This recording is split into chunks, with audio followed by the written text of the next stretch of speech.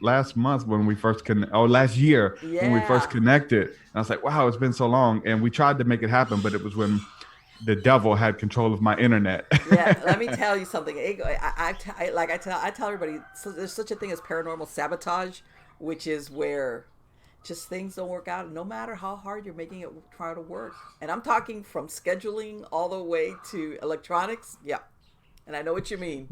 Yeah, being doing this stuff for this long, you find out that you're at the mercy of all types of Oh other yes, energies.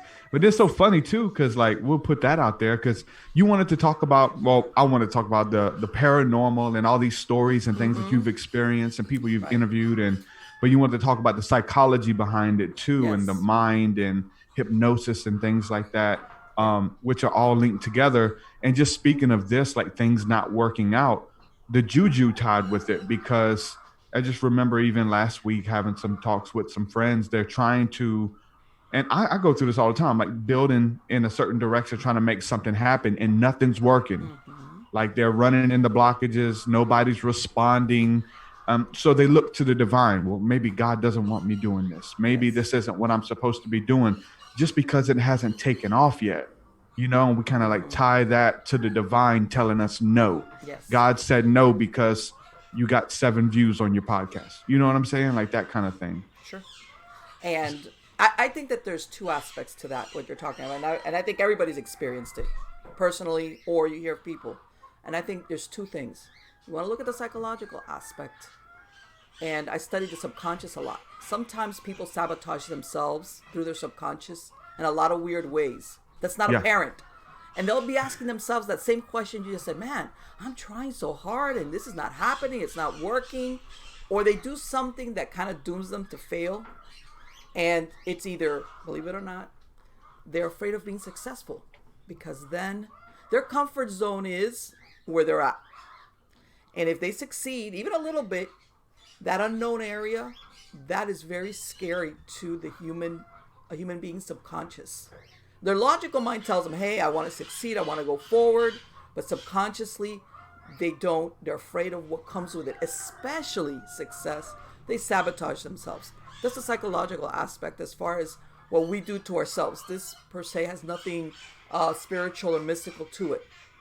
The flip side of it is that one of the things that I've experienced personally is when you're going down the right road, if you want to say angels guide you, doors open for you.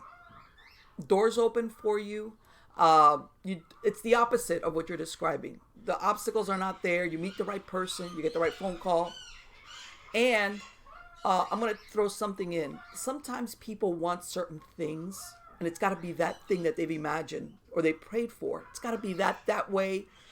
And they don't leave room, whether it's their expectations or their prayers for something better. But sometimes we lock ourselves into this mindset that's got to be that way or that outcome. And maybe there's something better for you, and you got to let go a little bit. How's that? You got to maybe ask for something, pray for something, but then you got to let step back and let maybe something else that might be even better step in because you're limiting yourself. So, I mean, there's a lot of angles to that scenario that you just Yeah, talked I about. know, right? Yeah. You think, I mean, you tied in self sabotage. That's a Yeah. big one, Yes. of like wanting it so bad, but then we get it. We're scared. It's a new environment. And then we just burn bridges and self sabotage because it feels different. We're Yeah. not comfortable there. It's a new territory. And relationships get severed and stuff too with it because it brings Yes. about these different ideas. But it almost seems like too, it's like all of this stuff stems from just a shift in consciousness, Yes. of Yes. like, is God for me or is God against me? Are the angels here to help me or are the demons out to get me? Right. This whole shift in consciousness shifts your perspective and what you bring in to your reality. Right. Just shifting, changing the way that you look at things, and then the Yes. things that you look at change. Right. Well, it's, you know how they say, do you see the universe as hostile or friendly? Okay. And it's much easier. Let's blame God instead of blaming myself. you know, Yeah. it's Yeah, called, for sure. yeah, Or the devil. or Or the the devil. devil. Yeah, or Blame the the devil. devil. Yeah. The devil's working against me. And by this, I'm not saying that sometimes there is interference or spiritual turbulence that comes from that. And I'm not saying no. But sometimes it's much easier to lay the blame on that Yeah. versus saying, I did stuff consciously, subconsciously, sometimes not obviously, by the way. Most of the time, it's not. Exactly like what you said. If I start going in the direction of being success, believe it or not, your subconscious mind will anticipate or know, like you said, end of relationships. Um, and it doesn't even necessarily have to be a significant other. It could be friendships. It could be even the place you work.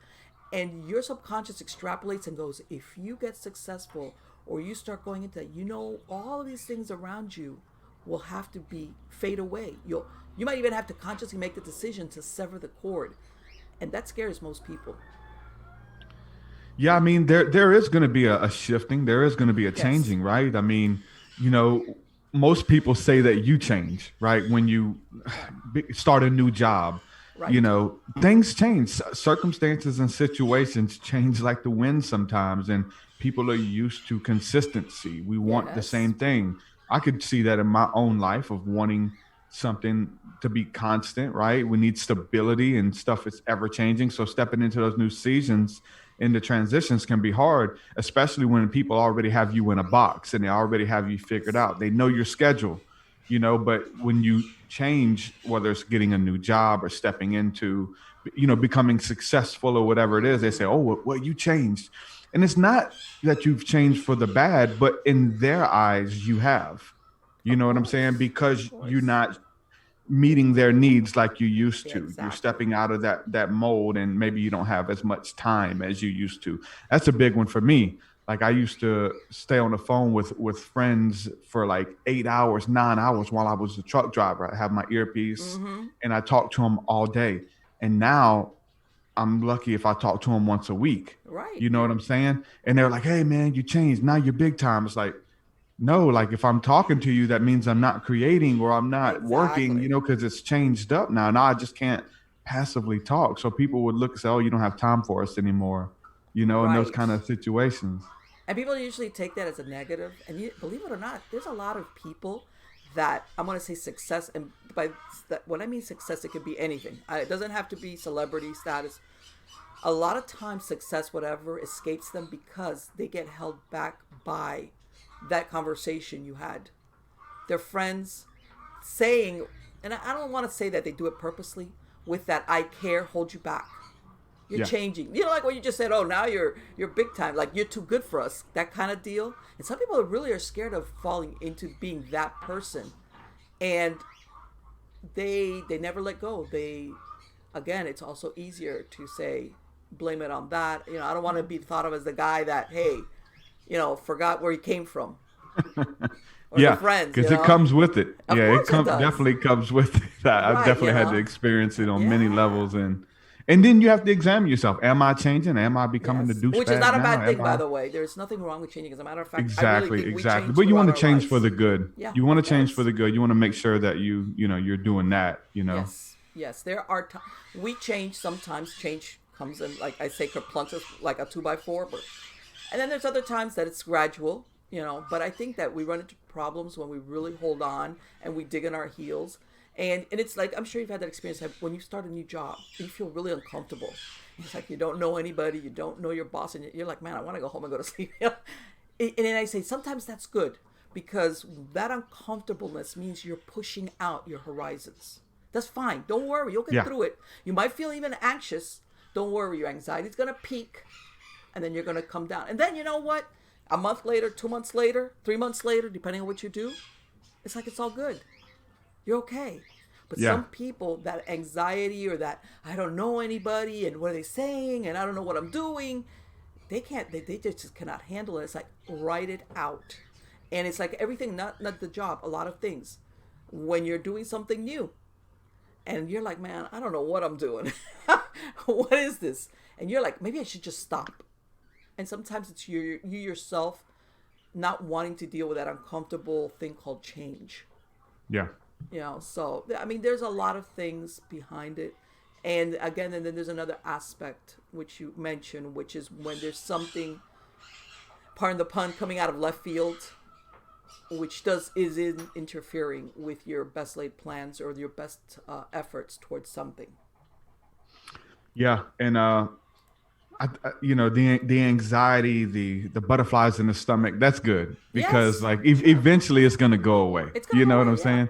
Hmm. I remember when I was working on the job, and we'd have guys come down from corporate, and then so everybody's on their best behavior. The way we Yes. work, we want to make sure we're doing everything by the books, and loading our trucks was what we were doing, and sorting parts and stuff, and everybody was like, when the guy from corporate, there was a level of respect, and Hmm. shaking their hand and being real professional and stuff like Right. that. Everybody was just walking a fine line, and I Right. was too. And I'm shaking their hand. Hey, how's it going? I'm there, And then the guy had to ride with me from corporate. He rode with me, and I was with him for like 14 hours one day. And we get in the truck, and he lets loose. He's telling dirty jokes, and And you're he's like, just wow.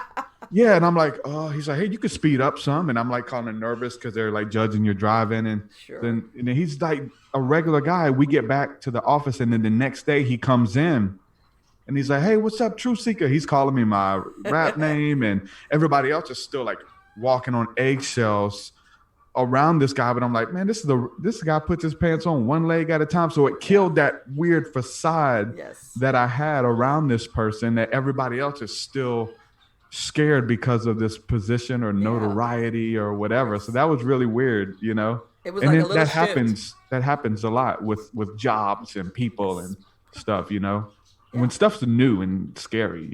Yeah, but some people, that uncomfortableness, they think they can't take it. Some people feel like anxious, and it's like, don't worry, the anxiety is not going to kill you. It's not. And it'll gradually go away, maybe a little by little every day, you know, and then there'll come a point where you can't even remember that you feel uncomfortable. Same thing as when you start school, when you're a kid and all those things. But a lot of people, and I'm talking about when you start trying to go forward in any field of life, whatever it might be, that they don't want to deal with that change, that uncomfortableness. And I want to say, a lot of people, when they get it when they're really old. When they say in you're old, you have regrets, they look back and they go, why didn't I do that? When you're old and you realize some of the things that you thought really mattered don't matter, you know? Just like, Time heals all. well, you know what? You look at things that at that moment you thought were huge, monumental. Why didn't Yeah. the risk seemed so huge that you back down from it. And when you're old, you look back and you go, why didn't I just try it? Why didn't I just do it? That regret kind of thing.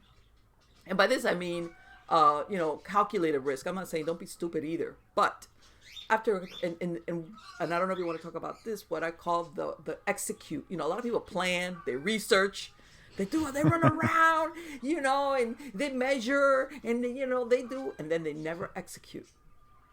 I You hate know, that. yeah. And Our there biggest enemy as creatives. That's our yes, biggest yes, enemy. and even for a Consistency lot of and things. execution. Let me tell you something about execution. You run across that in a lot of things in your life. Okay, there's so many that you talk yourself out of it, and you kind of feel good because that was really the time's not right, or I figured out, or I read this blog that said this really negative. They'll put all, and they never do the E word. There's a point, and this is I think where faith comes in, where you gotta do it. You gotta jump. Yeah. You gotta say, okay, worst case scenario. Okay, well, I'm gonna do it because I'm gonna bank that I did my homework, and there's just a point that I can't plan or research anymore, or wait for the perfect time. That of course the time is not. That excuse that people have. The timing is not good. You know what?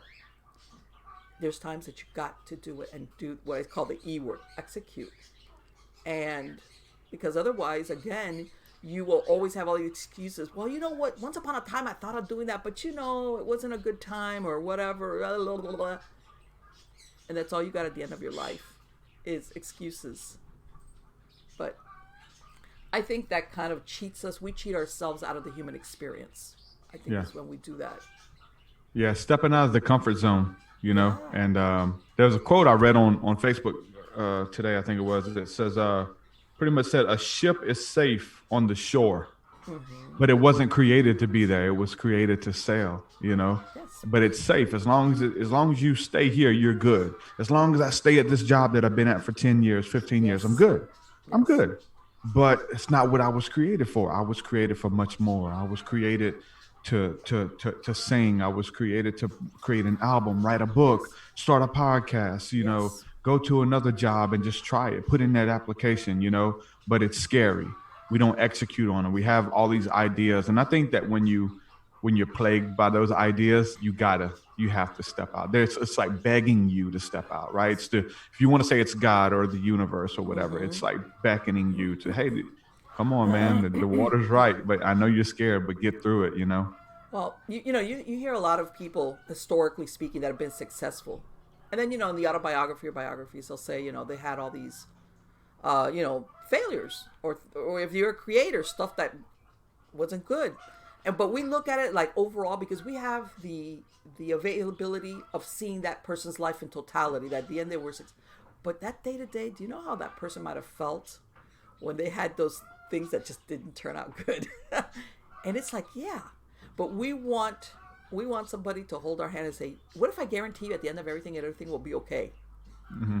How would you handle it if right now I could say, whatever it is that you're going to try to do, whatever it is, I guarantee you in the end everything will work out and you'll be a success. People will be like falling over themselves like, okay, do it, I'll do that, because it's again that fear of failure or of overcoming it and trying again.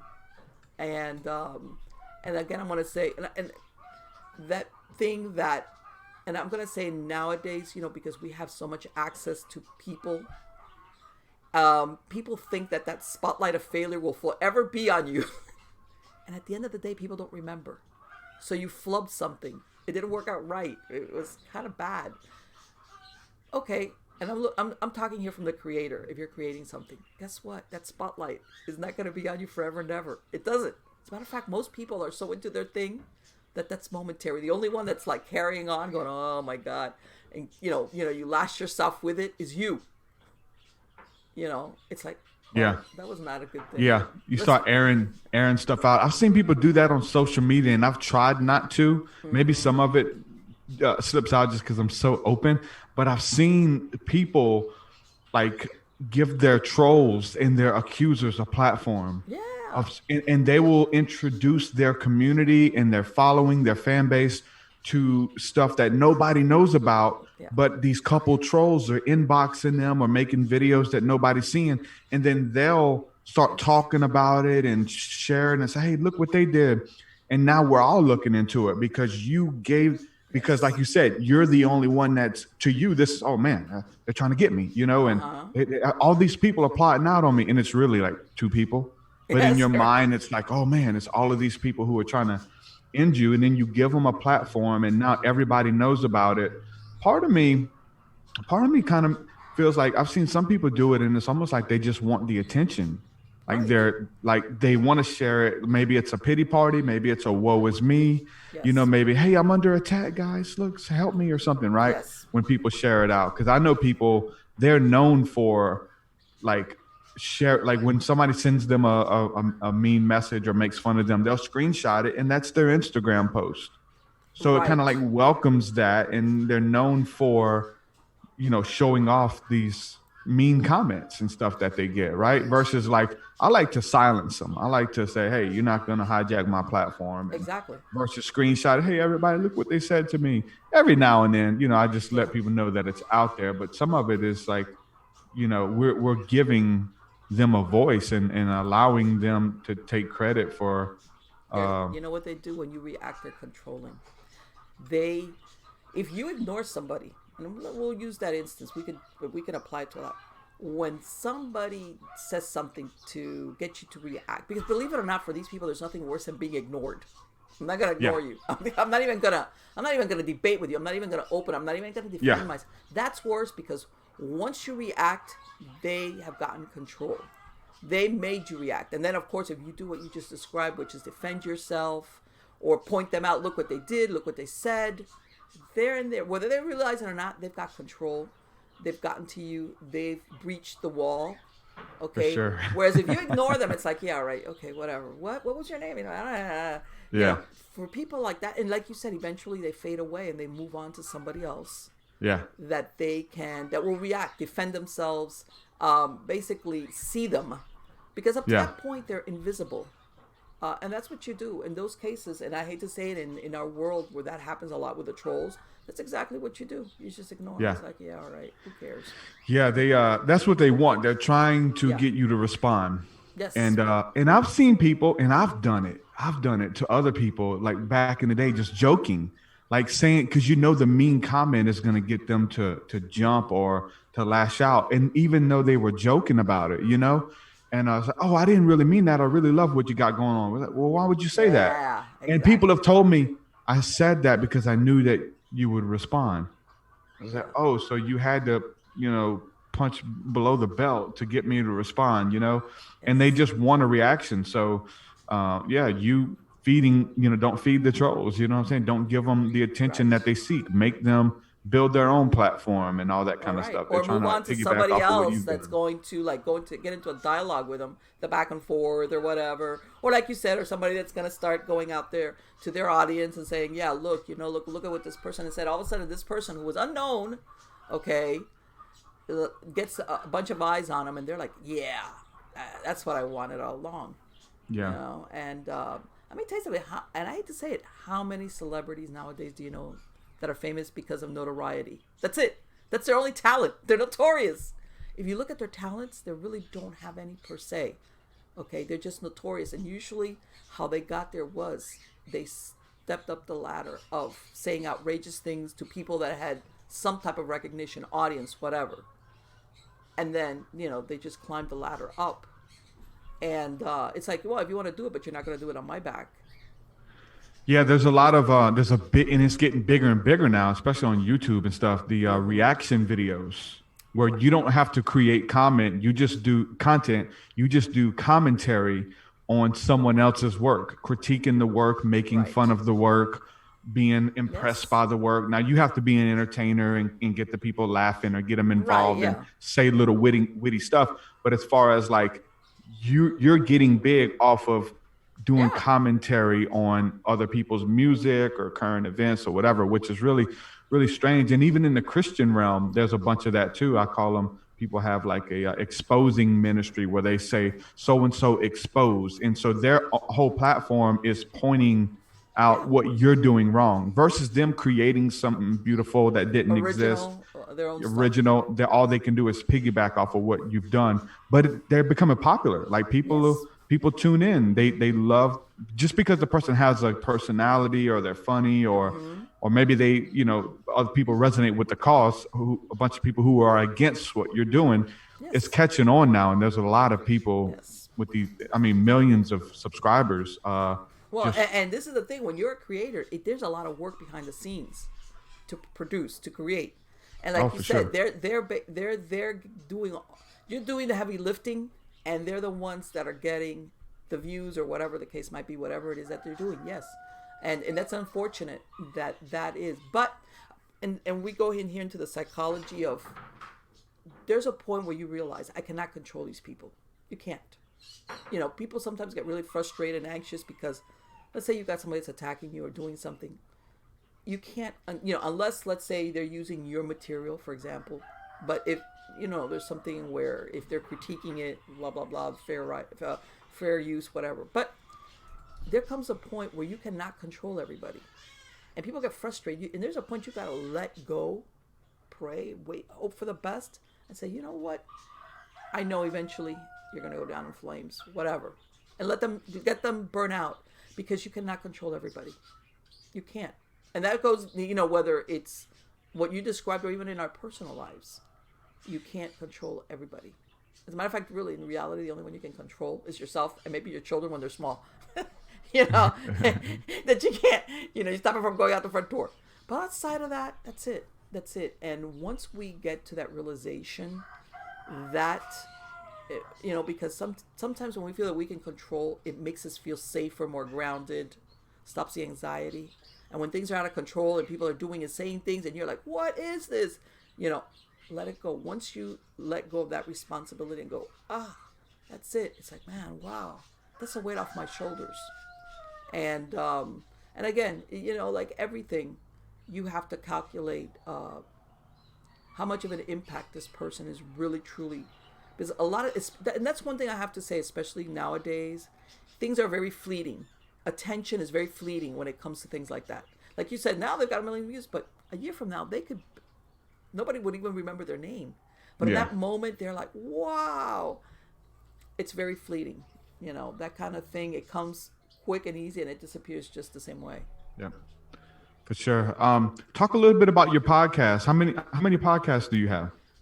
I want to say, because I have like a series of podcasts. I have Stories of the Supernatural from Miami Ghost Chronicles, which is where I interview people.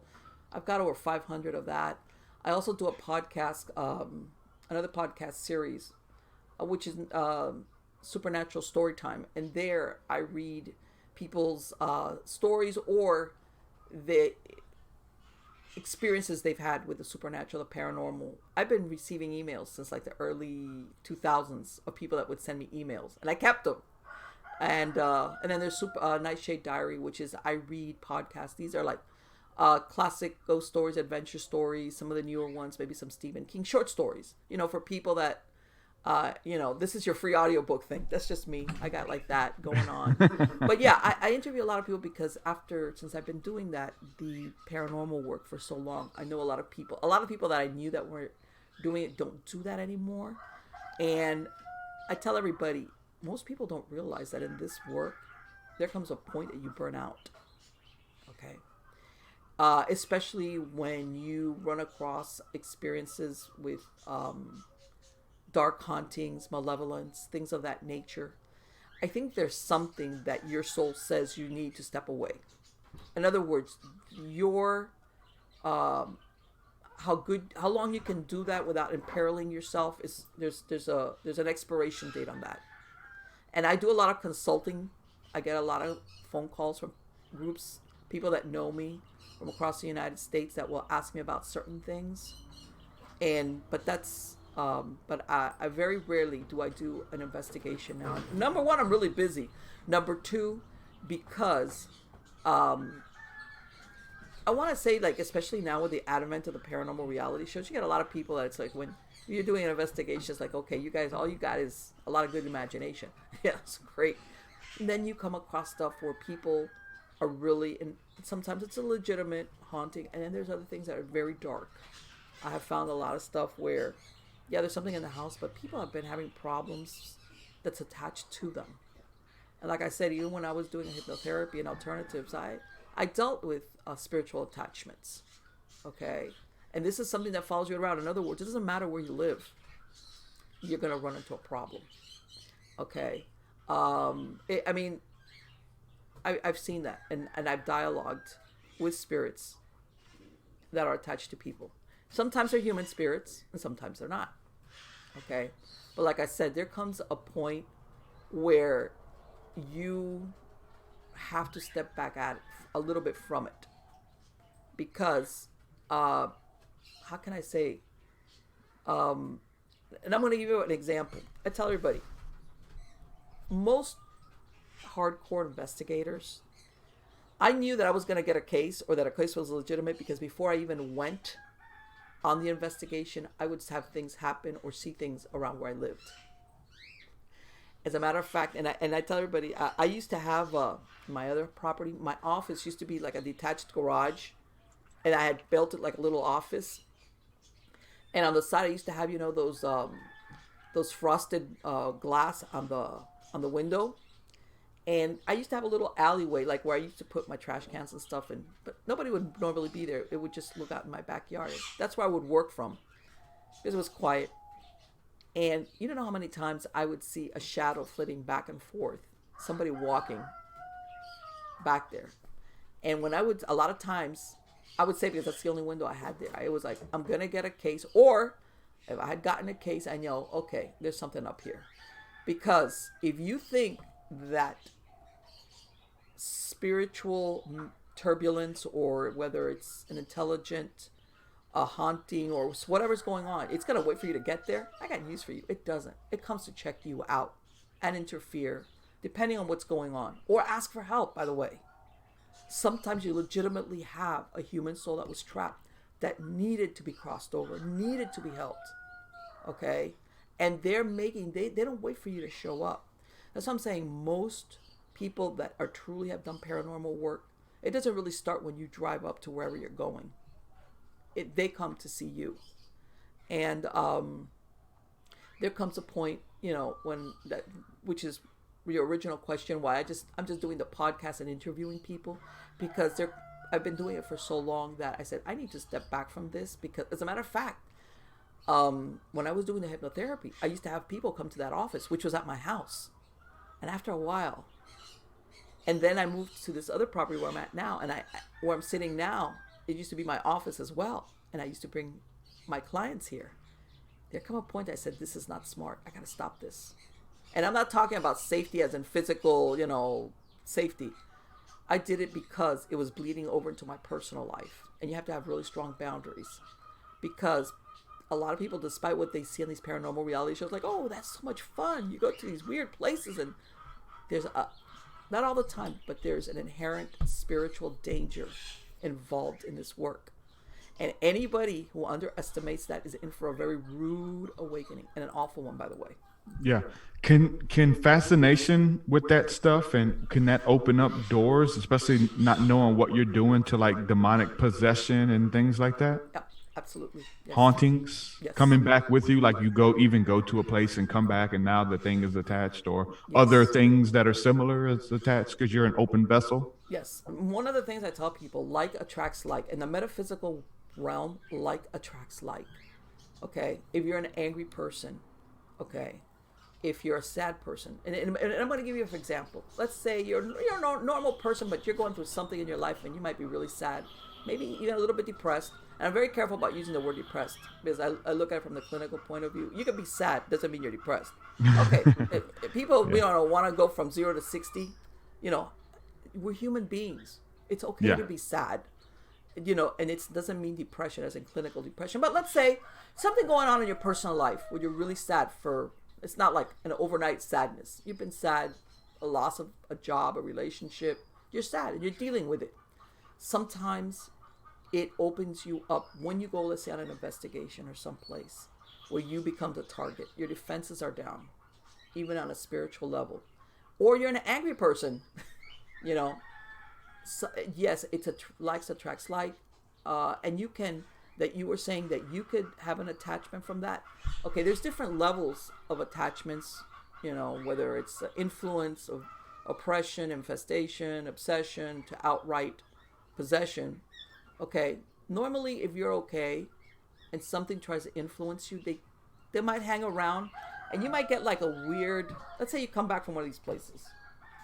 For a couple of days, you're thinking stuff that's like, man, that's not like me. Like really weird, maybe sometimes horrific stuff. Like, what is that? But then you dismiss it. And then it goes away.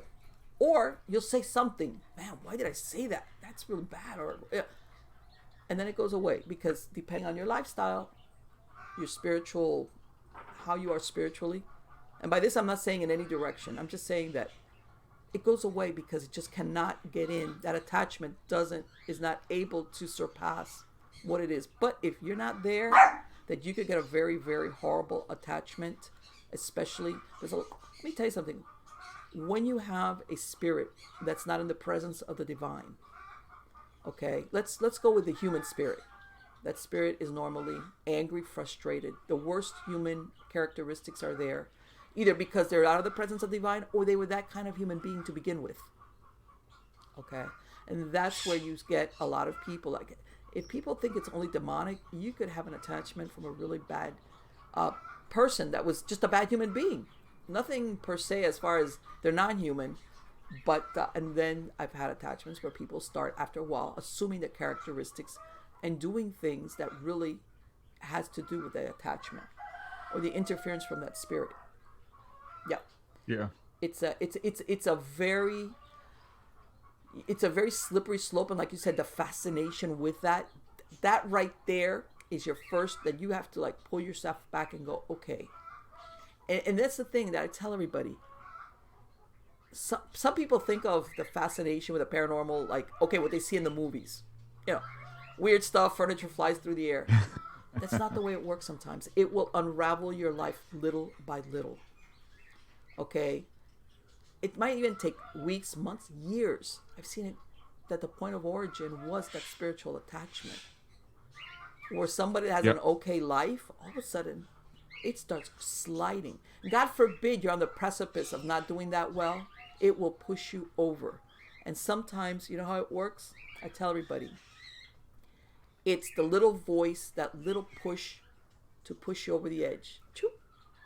It doesn't have to be that major, you know, like that full blown possession, you know, your head spins around. No, no, no. All you need is to do the one horrible thing that you get that voice or that little moment of madness, for lack of a better word, where you do it.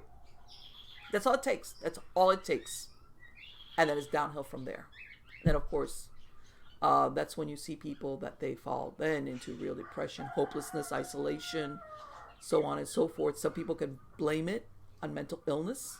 And by the way, one thing, you can have both things.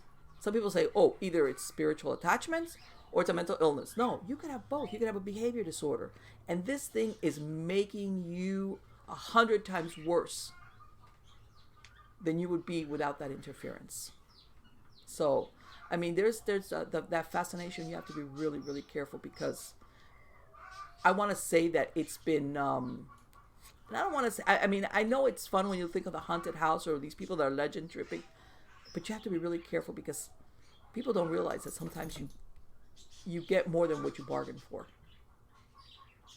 when it comes to Yeah. this.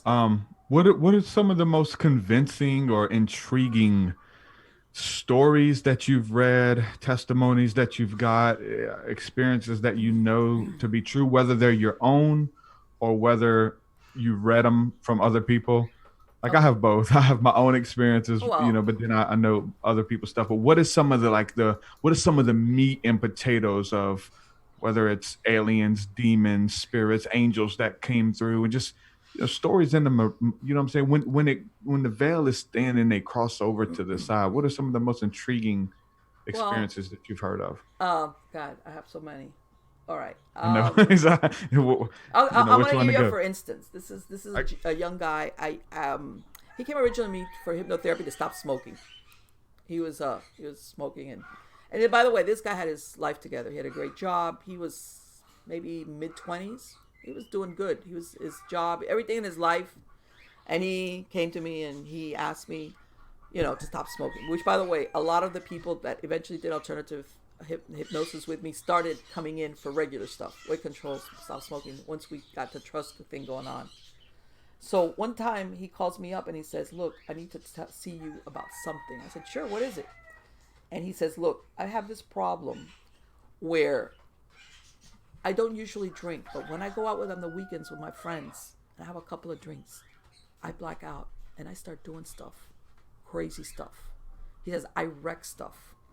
I've I've run across highways. My friends are starting to get scared of going out with me because," and I can't remember it. He says, "They're telling me, yeah, you did this and you did that," and he says, "And I can't remember it." And he says, "And it doesn't take that much alcohol."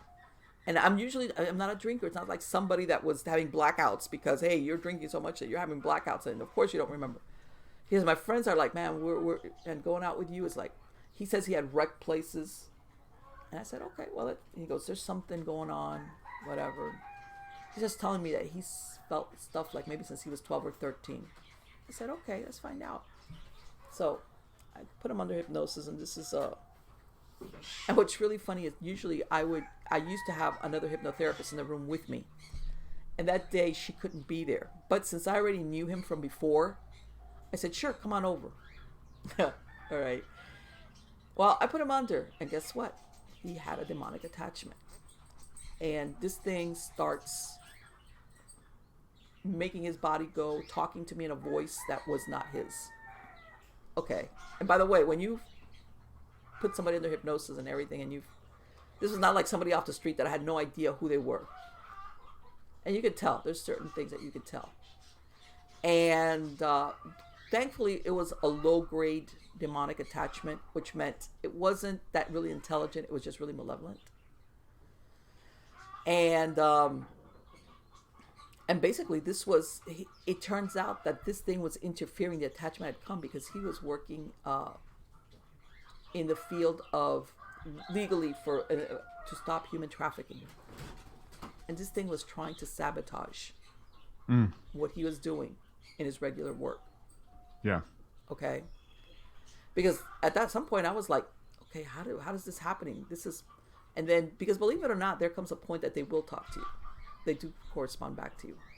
And now before any, when I do this work, I call on angelic help. Okay. I do call on angelic help and protection, and they're there, and they're either going to leave one way or the other, voluntarily, or they're going to be taken out. It's like, this is not like, oh, you don't want to go, because of course they're not going to want to go.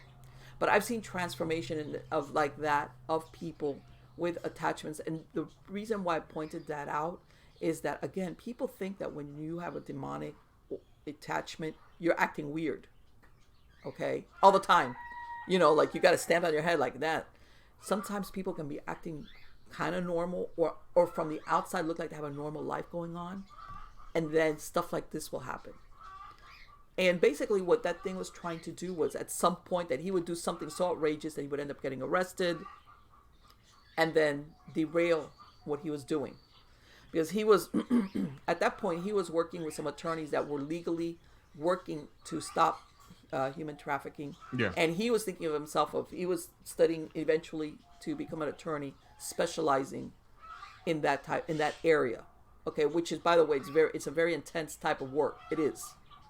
All right, and that's a whole thing as far as, you want to talk about demonic activity, human trafficking, that's yeah. right there is the hallmark of it. That whole thing is whatever.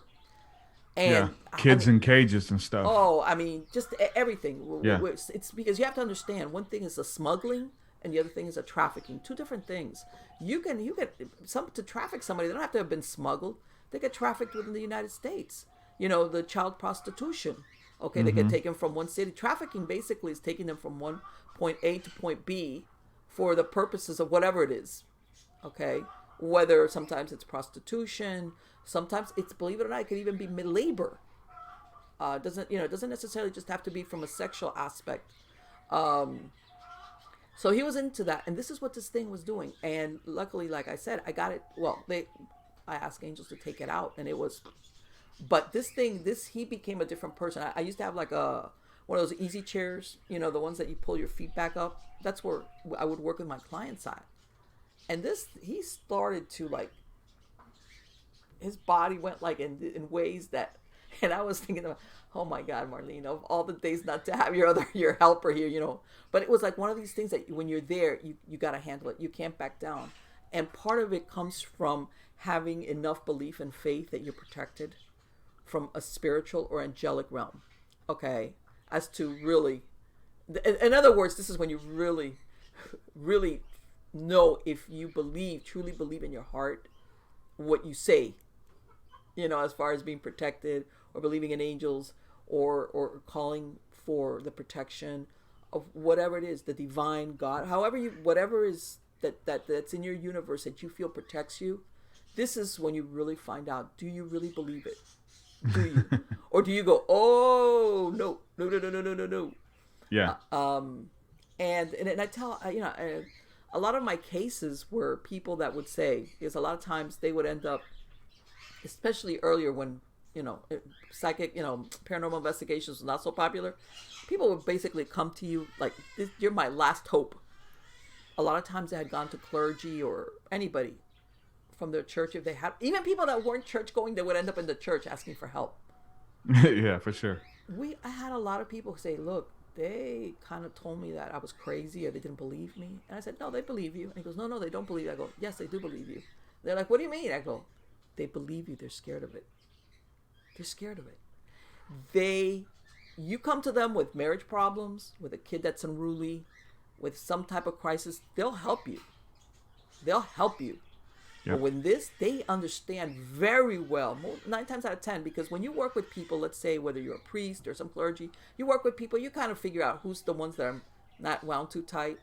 And when somebody walks in there, and this person, they're legit, they're describing something they're really scared of. You know that they're telling the truth. But what are you going to tell them? I believe you, but I'm scared. I'm scared of helping you. And this person's going to turn around and say, but wait a minute. You're supposed to be the leader of this church or this congregation. How can you be scared? So the alternative is to kind of be a little bit dismissive, or making you think that it's you, or that you're imagining it, or that. And I go, yeah, they believe it. They don't want to lose face. They don't want to lose face with you. They're like, they look at me, yeah. I go, that, believe it or not, that happens a lot of times. Like I said, I would run across those people that were at their rope's end, because who they thought was going to help them, because of by the way, this is a spiritual problem. Okay, if you think that you have some type of infestation in your house, whether it's a regular human spirit, a haunting, a residual, something that's just on a loop, it's normal for you to go seek help from somebody that deals in the spiritual. That you don't go to your therapist and go, by the way, I think I have a ghost. Like your counselor, I think I have a ghost. I hear these weird sounds, or somebody breathing on me when I'm asleep. And your therapist is going to go, okay, well, let me take out my little prescription. I think you need to take this pill. That's not who you go to for this type of help. Yeah. And and that's a matter of fact, that's when I wrote one of my books, Supernatural Safety. It's a paranormal DIY, and in there, I give a lot of ideas and instructions on what to do for people, because people need. That's another thing. People need to be empowered that they can handle this. I tell them there's a couple of instances where I say, hold on, go get the cavalry. So you need help on this. But there's a lot of stuff that people give away their power to easily, and they don't defend themselves on a spiritual level inside their home, or protect their family or themselves. Also that I mentioned, I think when we were talking the last time, sometimes people go to places where they're just riskier, depending on the type of work. I hate to say this, but if you're around a lot of people, you go to hospitals, to big crowds, you gotta be real careful what could jump on you from.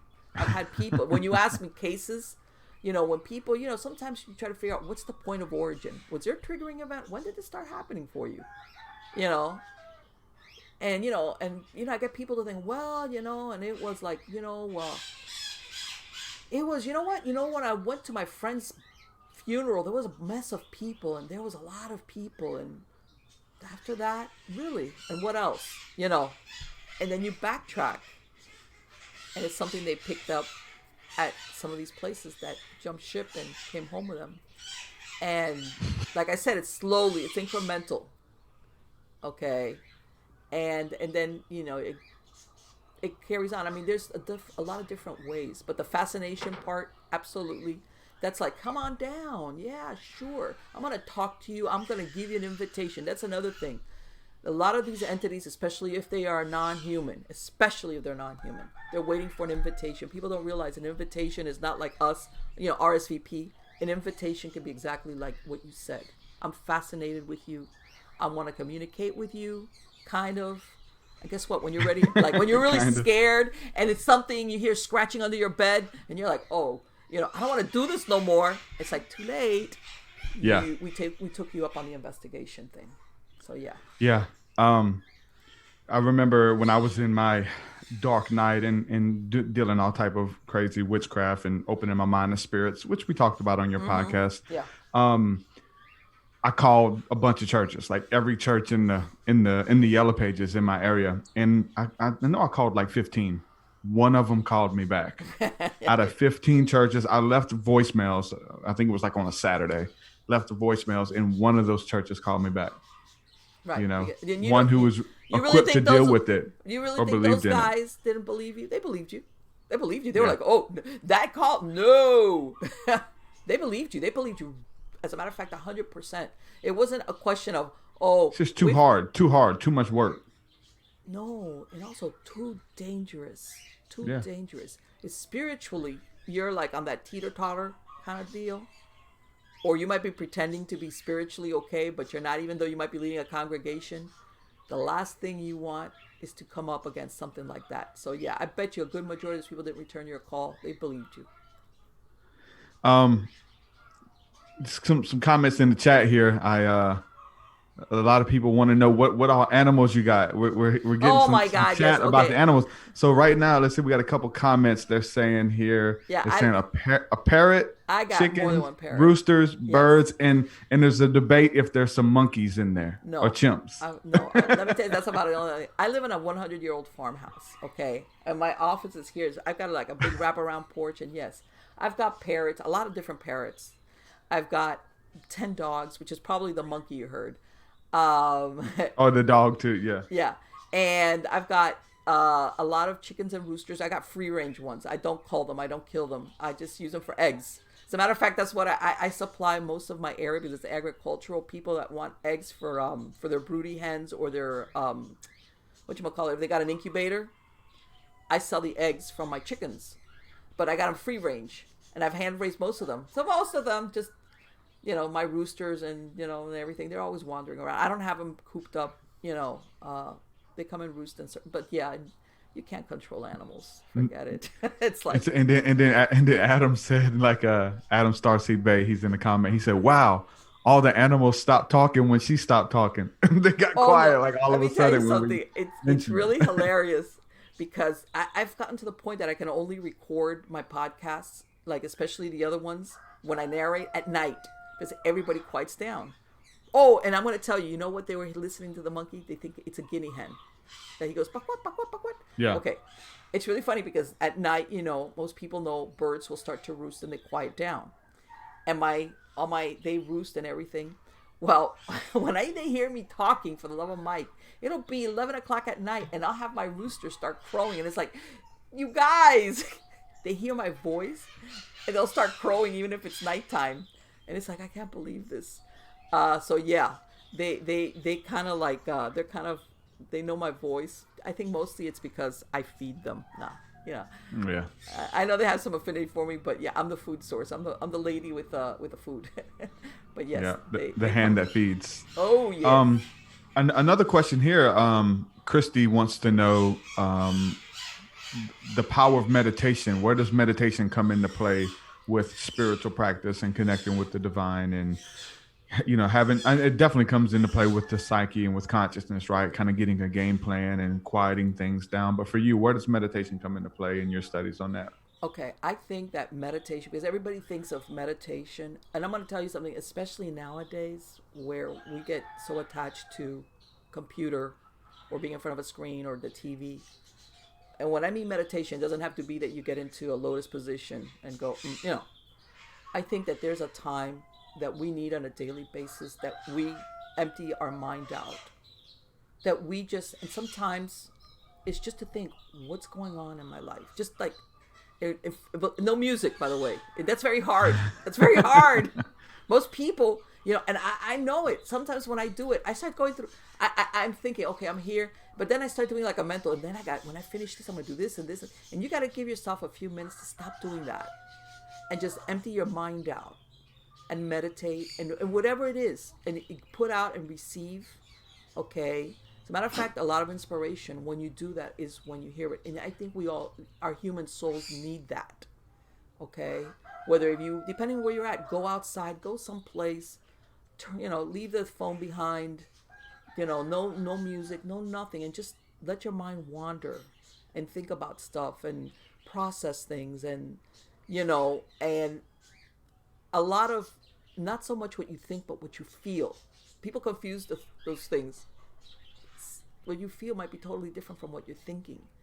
Okay, and basically feel what you're going to feel, not fight it, and then let some thoughts come forward and just like empty your mind out. And it's a type of meditation. Depending, everybody has different practice of meditation, but I tell people you have got to have that moment apart, and until you get into it, you will fight it because we're always, I hate to say, we're multitasking all the time. It's like, Yeah. I'm doing this and I'm already thinking of what I'm going to do next. That type of and believe it or not, that spiritually gives you like it's almost like an all-knowing thing that just that saying, to thine own self be true. Nobody, and I mean nobody, not even your parents, will know you the way you know yourself. Okay, nobody's in your head, nobody's in your skin like yourself. And it's those moments where you start learning about you, the good and the bad, the ugly, whatever, what I call the perfection of imperfection. Okay, and you acknowledge it. And by the way, this is the time also where you start learning self-talk to yourself. Don't talk to yourself the way some people talk to themselves. In other words, cut yourself some slack and be kind to yourself. That inner dialogue, whether it's that meditation, maybe you did something stupid that day. Instead of like, it's like, man, I made a mistake. I shouldn't do that again. Well, let me think about what happened. And I mean, nobody has to learn it. And believe it, that what I'm saying is meditation can take a lot of forms. And even if you do it for short amounts of time, 10 minutes, depending on what time you got, you need to do that. I think absolutely you need to do that. And basically you become, I want to say, it's a practice of spiritual self-preservation. How's that? When you do that with the control that you have over the time that you're awake, you're going to do that for yourself. Yep. Yeah, I think it's really powerful too for all of those reasons, and those are the best ones I like to do. Like you said, just getting every thought out of your mind, and anything that comes in, just getting it out and focusing on nothing. Just sitting in silence, a true silence, yes, mental silence, right? Yeah. The scriptures talk about like how powerful it is to sit in silence, but if we're not clearing our mind, we're not truly sitting in silence, are we? Because we got all these other things on our mind that we want to do. Where are we going to eat tonight? What are we doing next weekend? Yes. And all these things come into play, and you got to work on silencing the mind. So sitting in silence is so powerful. Yes, believe it or not, for creators, this is also where you get a lot of ideas that filter in. Yep. Okay. Yep. A lot of the good ones, a lot of the ones you should focus on, because the creators, we have so many ideas as it is, but when you go there, it's like, okay, what's the big one? Which ones should I focus on? If you think about it, how many times have you gotten a good idea when you wake up, right when you wake up, or when you're taking a shower? Usually when you're kind of like, your mind's emptied out. Subconscious. Or you go like, man, wait a minute. Why didn't I think wait, either you have a problem or an idea. All of a sudden it like hits you like, wait a minute. Why didn't I think of that? Yep. Is when you empty out your mind from that constant, and by the way, we do it, like I tell everybody, you remember like a circular saw that's always going. Some people never turn off the circular saw. It's always, so you got to turn it off. Yeah. All right. Yep. And let whatever's going to slip in, slip out, think about it, process it, and then let it go. You're right. Or utilize shower. it. For me, it's like, I'm saying, cutting grass or jogging or something. Yes. Because you're in somewhere that you can't really escape. Like you have to do it. Whether you're taking a shower, like it's something that your body knows how to do. Your mind doesn't have to be there, kind of thing. You know what I'm saying? And then that's when it happens. A lot of time for a lot of people, they talk about using the restroom, sitting on the toilet. Yes. They have all these inspirational things come to them when they're not playing on their cell phone. Exactly. But I've heard like a lot of Christian worship leaders write beautiful worship songs, and they say, "How'd you write it?" It was like, I was sitting on the toilet, and these words just came to me. When I wasn't preoccupied with something else. Somebody didn't need my attention. It wasn't. That's a lot of people I know. That's why they have a pad and a paper on their nightstand, because they'll wake up and all of a sudden it's like, man, what, either a great idea or a solution comes to them. Yeah. And they write it down, or they wake up in the middle of the night sometimes even. Yeah. And they'll go, and it's just like that proverbial light bulb goes off in your head. Yeah.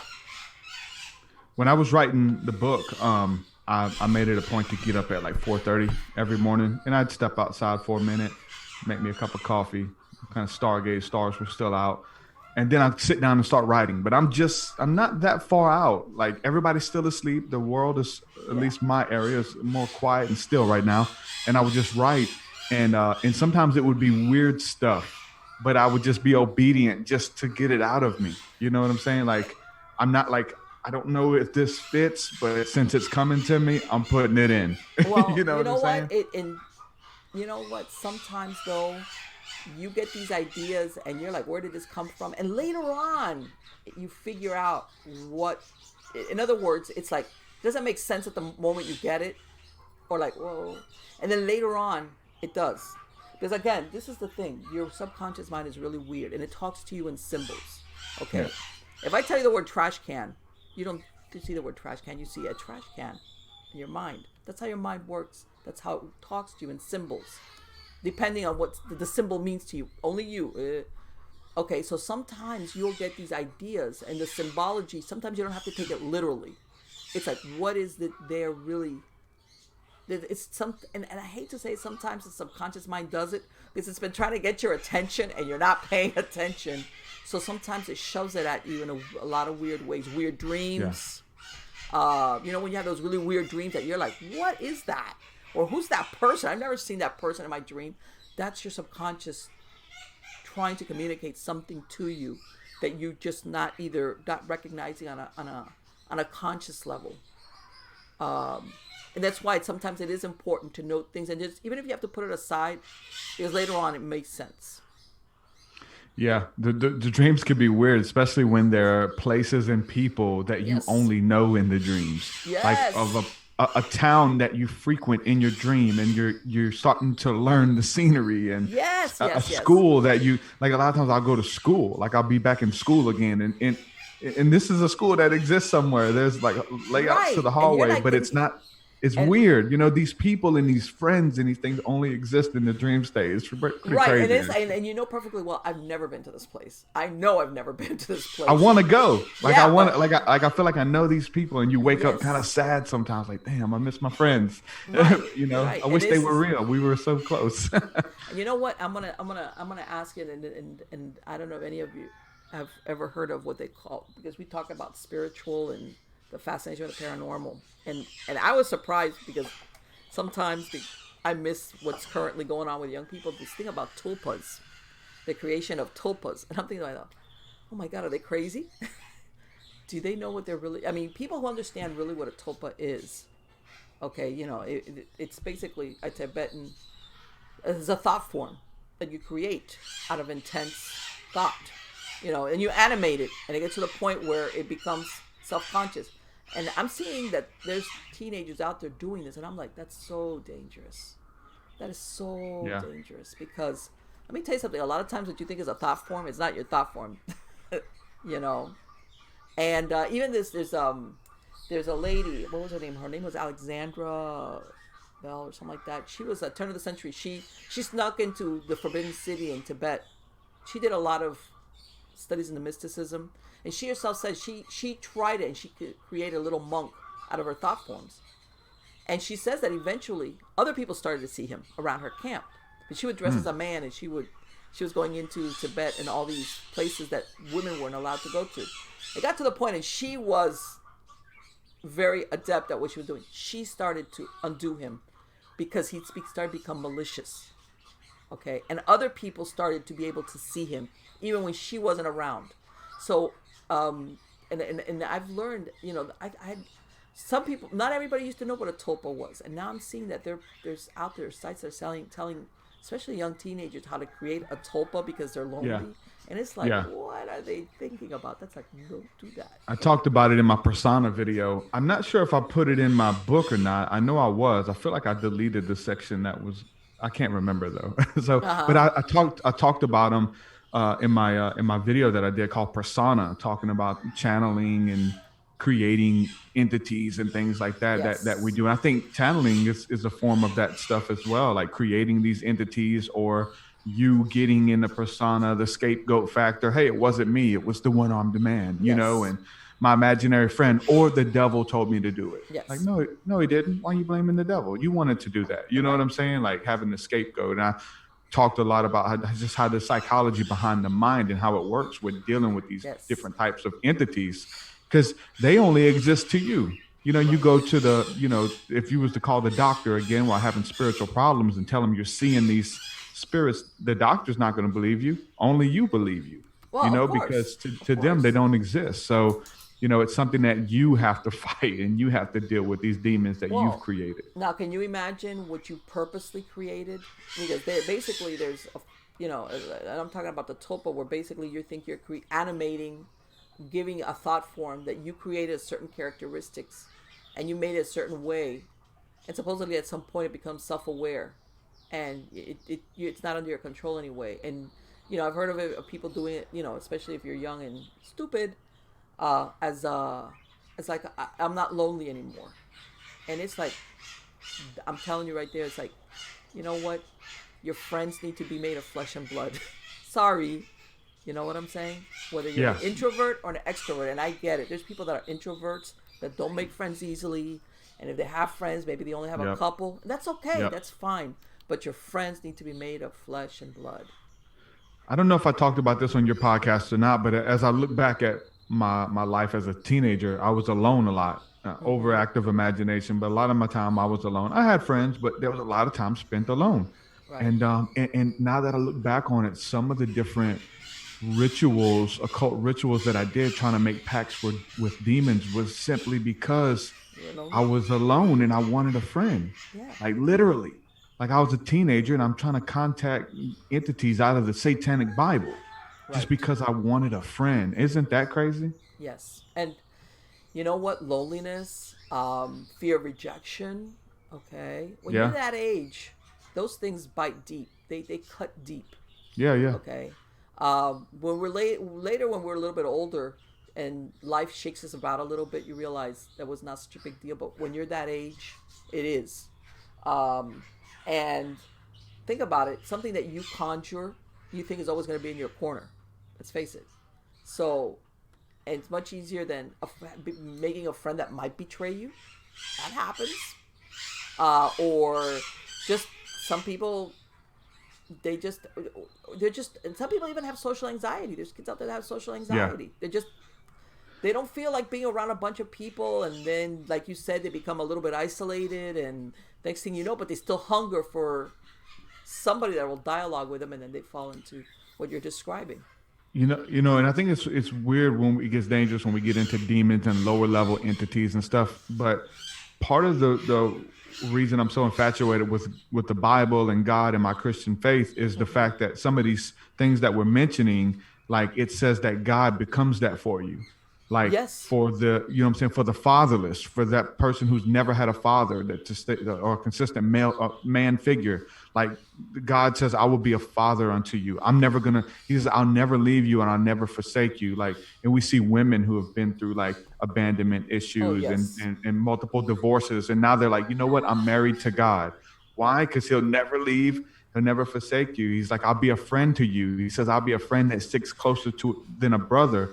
And for me, when I found that kind of stuff out and it really became real to me, is when all that lower level stuff fell away and God became my best friend, and it was a Right. positive Right. figure in my life versus like these deceptive lower level things that I was dealing with when I found the beauty and the divine of the all, which is God as a father, as a friend, as a, But you know whatever you what? need him to be type deal. I'm going to tell you something. That's good, but I don't think God, Christ, wants you to be that with them because of that. Do you understand what I'm saying? It's I want you to be I want to be your good friend, not because you're afraid of being lonely. Do you see what I'm saying? I should not be taking the place of, because I want you to live life as a human being. Yeah. Messy, There's definitely no, you you're know. you're absolutely right. There's some of those people where God is my friend and I don't need any friends, Right, that kind exactly. of And thing. it's like that. That's Yeah. okay. So, Yeah. okay. So you're with what you're. This is so. If you had a friend, then Christ would go out the door. I mean, it's like they don't. Well, hey, that some people believe that, and then Yeah. for some people, like that's the case. Now Right. that I have friends again, I don't need God. Right. You know what I'm Exactly. saying? It's like, okay, I'm good. Well, no, it shouldn't be the reason. God, or divine, whatever, doesn't need you to come to them out of fear of either or for reward or punishment, whatever the case might be. It's because you really believe it and it soothes your heart, but it shouldn't take the place of interactions with other human beings, because Yeah. we are alive to engage in life and run the risks of being disappointed, hurt, making mistakes. We're gonna do that all the way to the moment we die. If you want to be an aesthetic and go to the mountain and live on a rock, that's different. But we are meant to engage in life. That's and making choices and being tempted and saying, "Man, I really want to do that, but I'm not gonna do it because the last time I did that, it didn't Yeah. work out." That is what we are supposed to be doing, not running away from living life. Yeah. And like you Yeah. said, a lot of people sometimes they substitute like you said, Christ might be my friend. That's great, but Christ doesn't wants you to have real friends. Now that you need to pick and choose your friends, Yeah. absolutely, yeah, but not to turn away from not living life and You're right. There's a all the lot of people risks. who do that. Yeah, and Maybe you know there's a what? time. Maybe there's a time. Oh Maybe yeah, it's like to like get healing from those sure, areas when sure, everyone's betrayed you and yes, you're only attracting people who want to use you, right? There yes, needs to be a time where you step away and and kind of yes, examine that. And I think that a lot of us have that time where we kind of go yes, through that refiner process or whatever, yes, and we have to re-examine it. But it is to get back in it. It's not to right. to step away. And I'm with you though. Everything you're saying about the human experience and knowing how how we are divine but we're still human at the same time, and we're meant to go through Yes. betrayal and hurt, because it's like, how do you respond, how do you come back? And it's like the whole world, whether it's literal people or the spirit realm, they're wanting to see how you're going to respond Have you learned to your rejection. lessons? Oh wow, they Yes. conquered rejection. Wow, they responded with love, and that's Yes, the exactly. it's beautiful. And I don't think we should be escaping all Right. the time, right? There definitely should be downtime and places that we go where we feel safe. You know what I'm Yes. saying? But Yes, of we course. have to get back in the game for sure. Well, basically, what it is have you learned your lesson? The last time you Yeah. had that experience, let's say when you were young and you did something stupid, you find yourself in that situation and you stop yourself and you go, "Wait a minute, no, no, no, hold on," and you learned a lesson. And but some people, they're afraid of being faced with that scenario again. Okay, Yeah. and it's like, Yeah. did you learn the lesson? Did you realize that maybe the prior actions, what it led to? So you pull back. And yeah, that absolutely, especially like what you described, when there's people that are trying to get away from either friends they're hanging out with or places they've been to, and they, what I call the fallow times. That's when you need to pick up your stuff, pick up your toys, go home, and like you said, cut off and just be with yourself. Yeah. There's nothing wrong with that, as long as you don't stay there though. Some people just, Hmm. it's like, it feels safe. I'll just stay here and not talk to anybody, not interact with people, and cocoon myself and isolate myself. That is a big Yeah. danger there, though. You It's lose like it. the whole all men are dogs type Oh deal. yeah, of It's course, like, of no, no, no, course. just the men that you've been hanging out with. Yeah, exactly, Get back exactly. in the game. All men aren't dogs. There's someone out there for you. Yeah, Somebody's gonna treat you right. yeah. And when you sometimes you do need that downtime, because we all as human beings, we seek what we call a pattern of repetition. We want to Hmm. fix that, especially when it Yeah. comes to relationships, starting with parental stuff. We want to fix it, and then we try to put in stand-ins that are going to behave like that person originally did. And that's when you get people say, "I don't know why I end up always in this type of relationship." It's because you are repeating yourself. And sometimes we need time to figure that out about our psyche.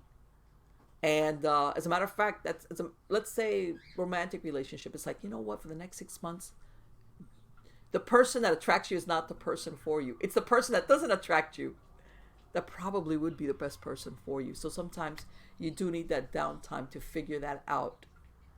And what I call self-preservation. Self-preservation is not only your physical being, like, you don't want to get anything to happen to you. There's such a thing as emotional and spiritual self-preservation, and it's very important. And there's people, I hate to say it, that sometimes have a death wish, when it comes to either their physical life or their emotional life, where they do things because really what they're hungering for is to escape life. And I've been talking about that a lot. uh, what are your thoughts on that? Because Escapism. It's scary. We can see it in other people, but we do it too. Like, so yes, there has to be some healthy form of it. But I definitely know those people who are always trying to ascend or leave their body, or spiritual practice is their escapism. But I yes, think there's healthy things, but we got to be human. yes, We have to feel it. Know what rejection feels like. Know what being stabbed in the back feels like. Know yes, what pulling that knife out of your back feels like. Know what yes, scar tissue feels like, right? Know what love feels like. So there's a healthy balance there. And I think we should embrace both, the light and the dark, and this human experience, because it's both. But I definitely see groups of people where it's really an emphasis on escaping. They don't call it that. They Oh, of call it course not. something else. It's But called. and I think addiction falls into that. But there's Hmm. healthy addictions and addictions that are killing you, right? But anything that kind of helps you not deal with reality, Right, and but you basically, know, it's a form of self escapism. soothing. It's your self soothing. Okay, there's people that self soothe with drugs. And I know because Heroin, cocaine, crack, you weed. Yeah. disassociate and whatever. And at some point, you used it, and all of a sudden, I mean, we could get into with the reward centers in your brain, and we're talking something chemical. But there's such a thing as process addictions. People gambling, stuff like that, and basically you train your brain centers, like you get a shot of endorphin every time you do that. But basically, what it boils down to, those are just the symptoms. The causes, it soothes you, and soothing. How can I tell you? Let's say you had a really rough day. Especially for women, how they say, "I'll just go shopping."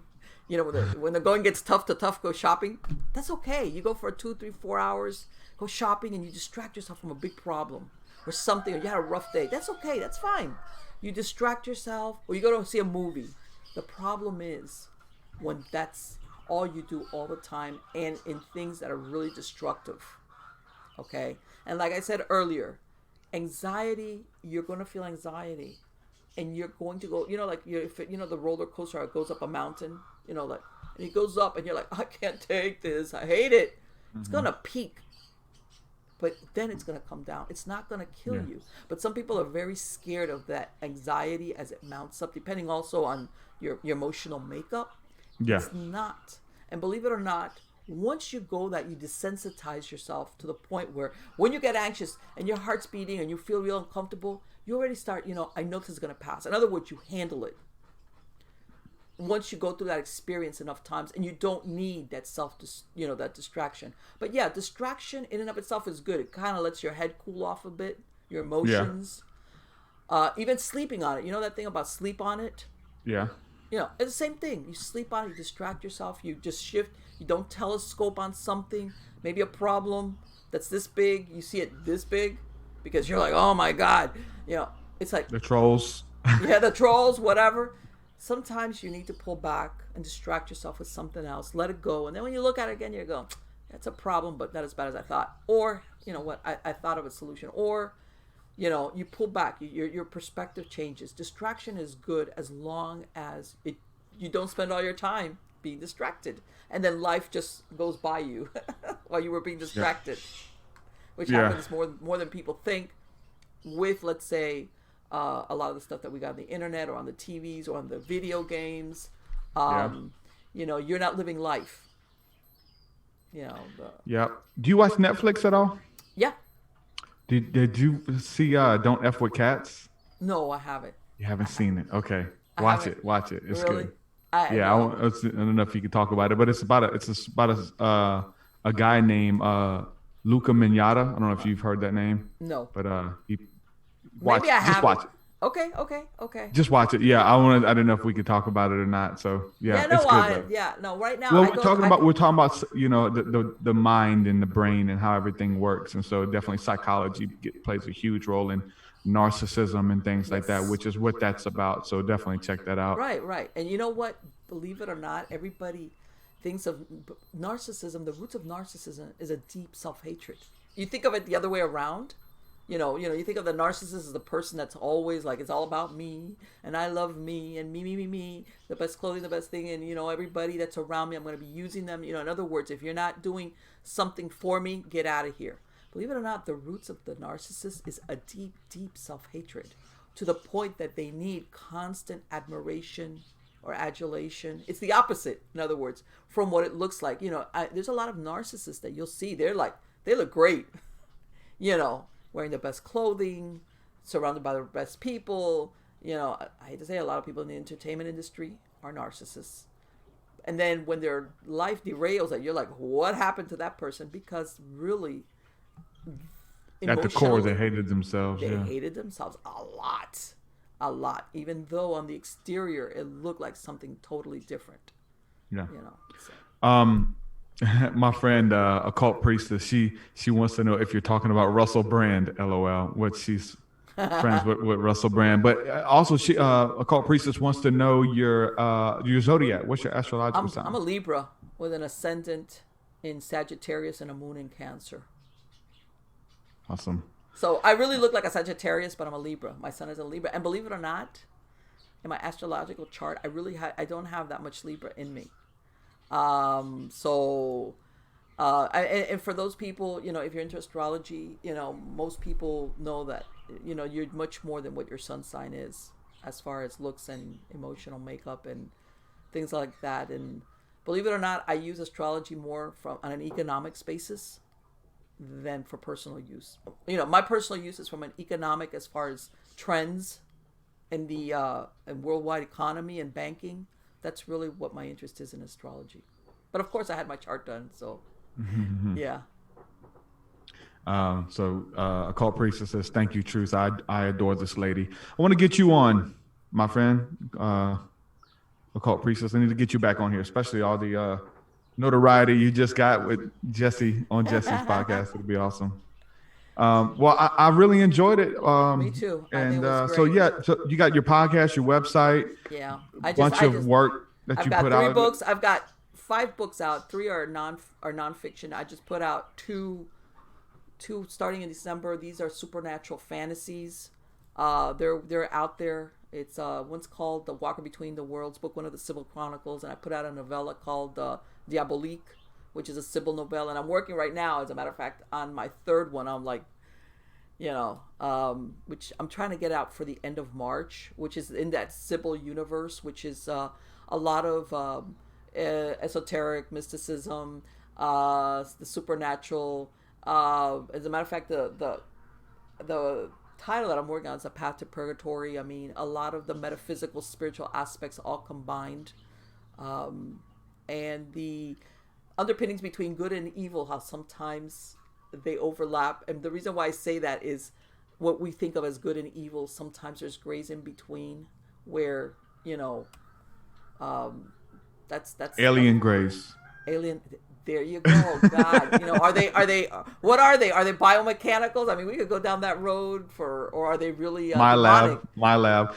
Yeah. There was something that I touched on in the book just briefly, just because it's an interesting theory when it comes to the Greys, is that because a lot of people think that all aliens are demons, but there's this theory that those were suits, that the alien Greys were these suits that were made, and that suits that were created for demons to inhabit and control and give life to. So these demons that have these kind of meat suits that Yes. somebody or something has created for them, whether it's the Yes. government or Right. aliens or whatever the Are case they is.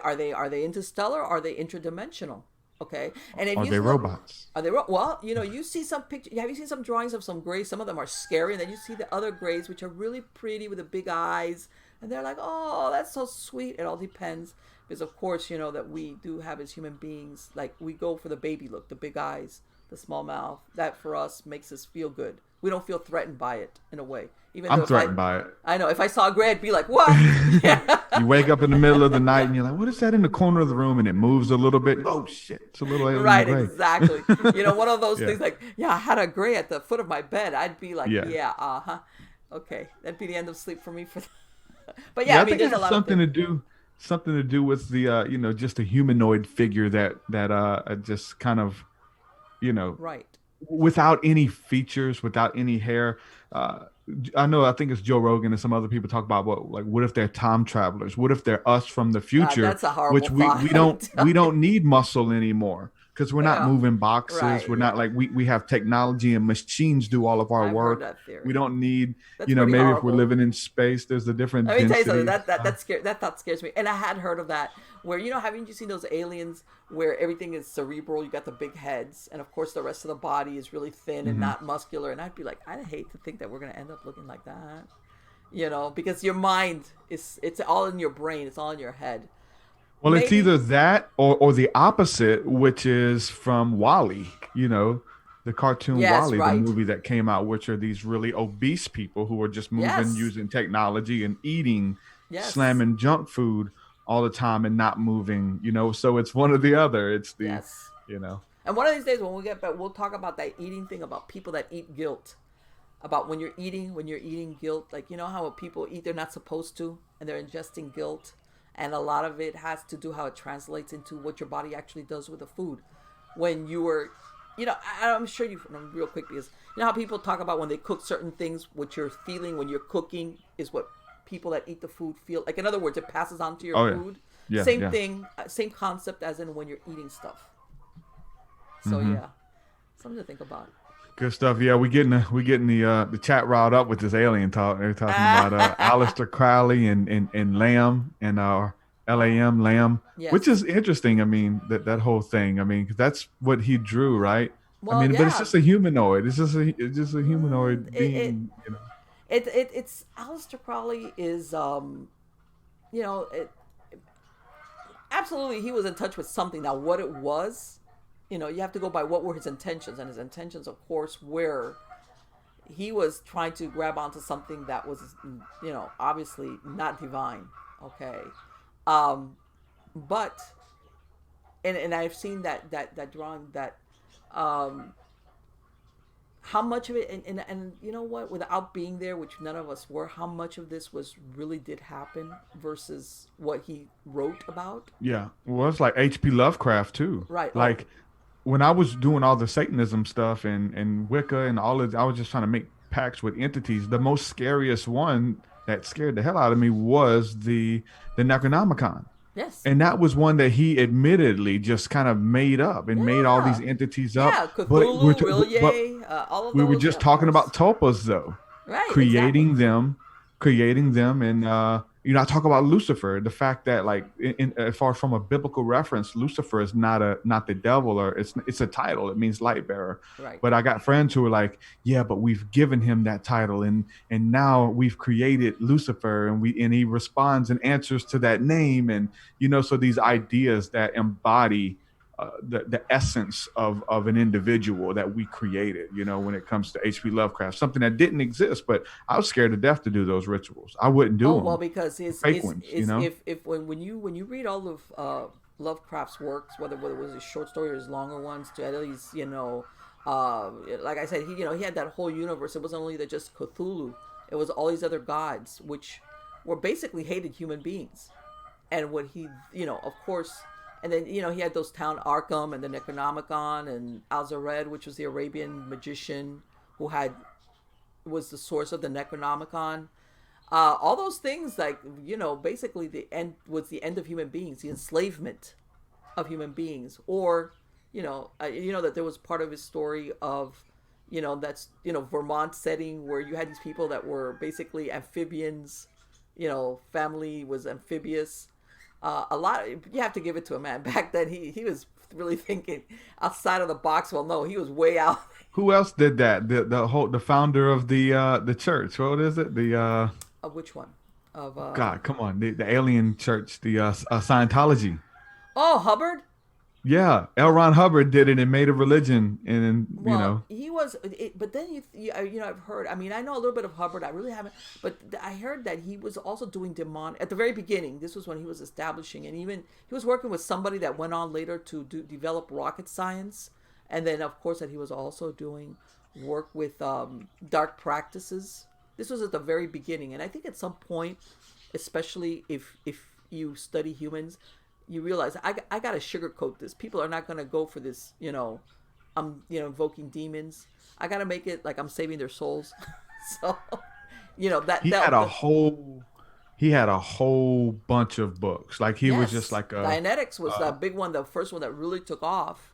And if you yeah, look I at see it. Yeah, in the right, 50s. Yeah, if you read, let's say if you read the blurb about Dianetics, you go, man, that's a really interesting idea, which is the power of your mind. It's great. The concept of obviously there's something to it to get all these people following it. oh Like yeah, yeah, yeah. you know, Oh well, that. But what it boils down to is called control, because at the end it all, says some of it's based on the work of Freud. It says and yeah, Eastern philosophy, which that's a thumbs up for me. yeah, uh-huh. But the thing is, one Psychoanalysis. thing is when you learn to control yourself. Another thing is when I want to control you, and basically that's what ends up with a lot of the beliefs in Scientology, is that you surrender control of yourself. And I have a problem, personally speaking, surrendering control of myself to another human being. The divine is different. Another human being, I have a problem with hierarchies.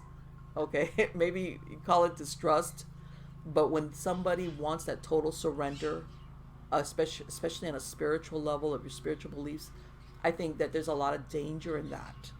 One thing is to participate in a group, and another thing is when you're asked to surrender all your control. Even when you might, even against yourself, against your own self-preservation. I think there's a problem with that. And from what I understand, Scientology, eventually that's where it leads. Even though at the beginning, like a lot of these things, it sounds great.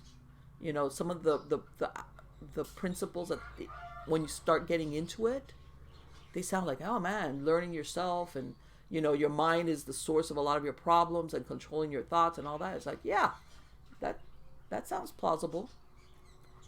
But then it goes downhill from there, as far as I'm concerned, in certain of their beliefs.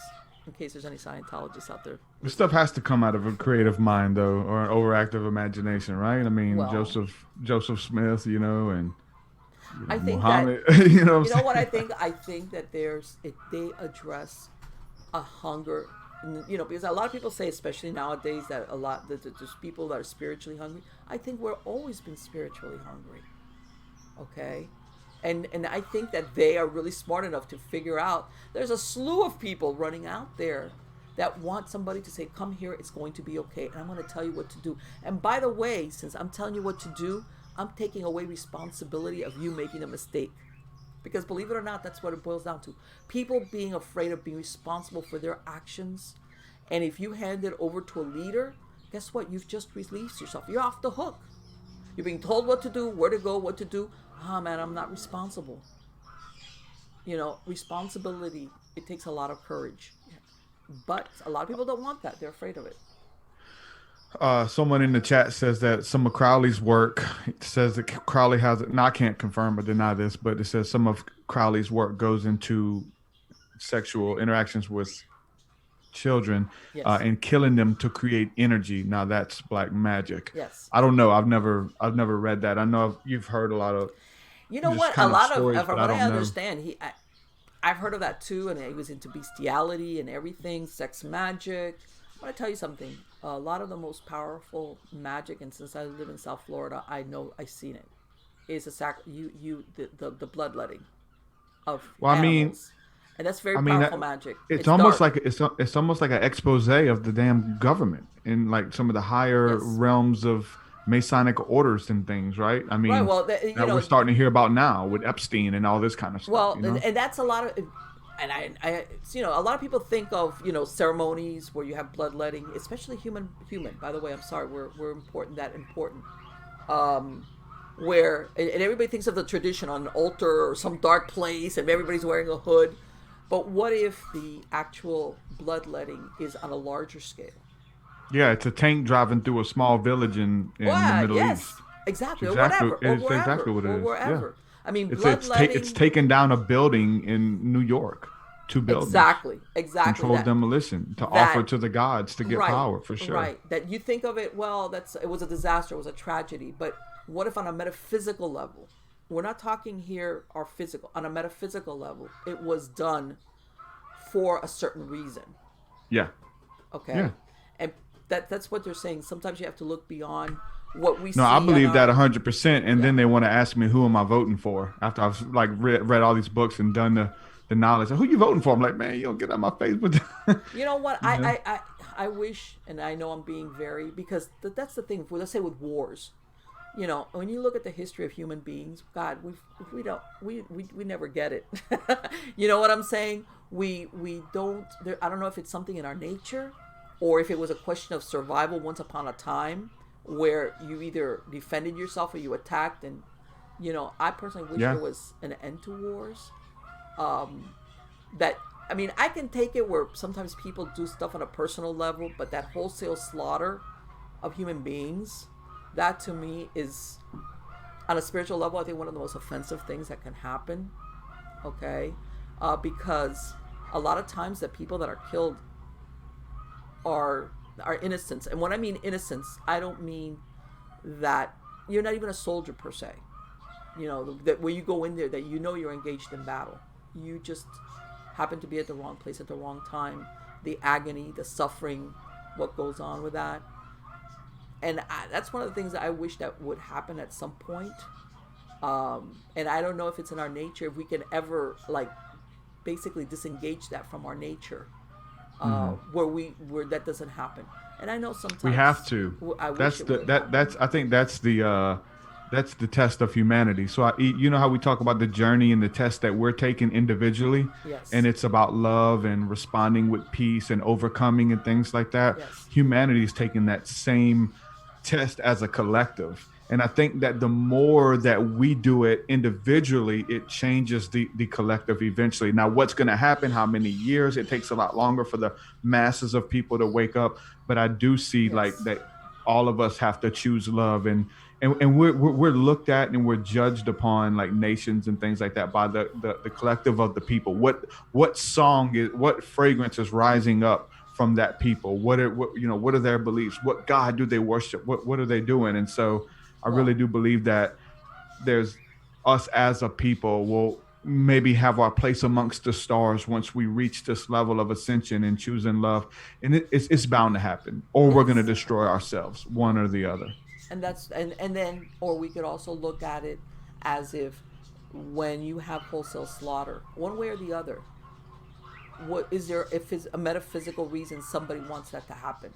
Not in other words, it's not for conquest, it's not for this, or not material stuff is what I'm saying. You think, oh, we're doing that, or these nations are going to war over that thing. What if it looks like that, but really what it is, it's on a metaphysical level. They need the spilling of blood. Yeah, 100%. I believe it. That is, and that's by the way, that is very, very, very dark, if you want to call it dark magic or dark gods, or I don't know how it is. But well, you start looking into some of these people who are leaders, and you find out that they're all related, and they're all in these weird secret orders. Well, when you said that thing about Epstein, it's like, what is this? Here you have a temple built. Epstein had a temple that he flew leaders out to, Trump and all the leaders. But these are all movers and shakers. And think about it. These people are demonic, man. People think that they're just like us. Okay, they might not even be human as far as they could be a totally different. They could be totally. That's like. But then you think, okay, these are people that have so much money, so much wealth, so much everything. That and let's say if it came to sexual gratification, you could have any girlfriend, boyfriend, whatever it shakes. Why are you needing to go to this island in the middle of the Atlantic or the Caribbean? Unless the setting is important. It's not like, you understand what I'm saying? So I think that people are getting a little bit of an idea of a flavor of what was really going on. And I hate to say that, but if you think Epstein was the only one that was procuring, no, I don't think so. I think it goes back to the Garden of Eden in the Bible, where you believe that was literal or an analogy, is that God says, hey, eat from this tree. Don't touch that tree. Not that one. You can't have that one. And which tree do we want? The one that we can't have. And so these people who have reached these high places of authority and power and money, and they can have anything that they want. What's the one thing that you can't have?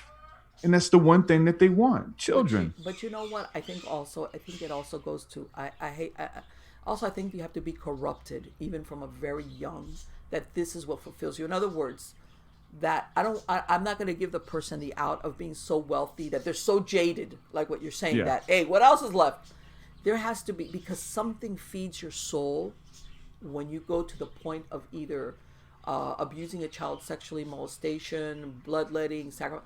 There's something that's got to be feed your soul that I think was corrupted very early on in life. And then, as a matter of fact, that probably helped you get as wealthy as you did, by the way, because you probably ran people over, like on the way up, that kind of thing. Exactly. You have to kludge people out. That's capitalism. Right. And you have to lie to them. By the time you get up there, but that corruption was... You're already in bed. You can't get up there unless you went up the ladder. Well, a lot of disregard for the well-being of other human beings. And all of a sudden... And of course, this is the persona you present to the world. You're very successful, whatever. But that corruption was with you long before you got up there. As a matter of fact, that's why you got up there. And then, of course, that corruption, you facilitated by feeding it. Now, I can. They have gatekeepers. There's gatekeepers that are going to make sure you're with them. Hold on, he's not with us. No, you can't. Right. You have to. Be welcomed into the Let me tell gentleman's you club. You something. got to come to our parties. Let me tell you that I tell everybody. And I want to And say this so as I don't want to be mean, but there's people in the chat talking about how Trump never went to Epstein's island. Trump partied down with but you know Epstein. That what? was his homie. But you know Like what? they And got tons of pictures together at parties and you know what? hugged With a up. creator, I'm gonna say it as a creator.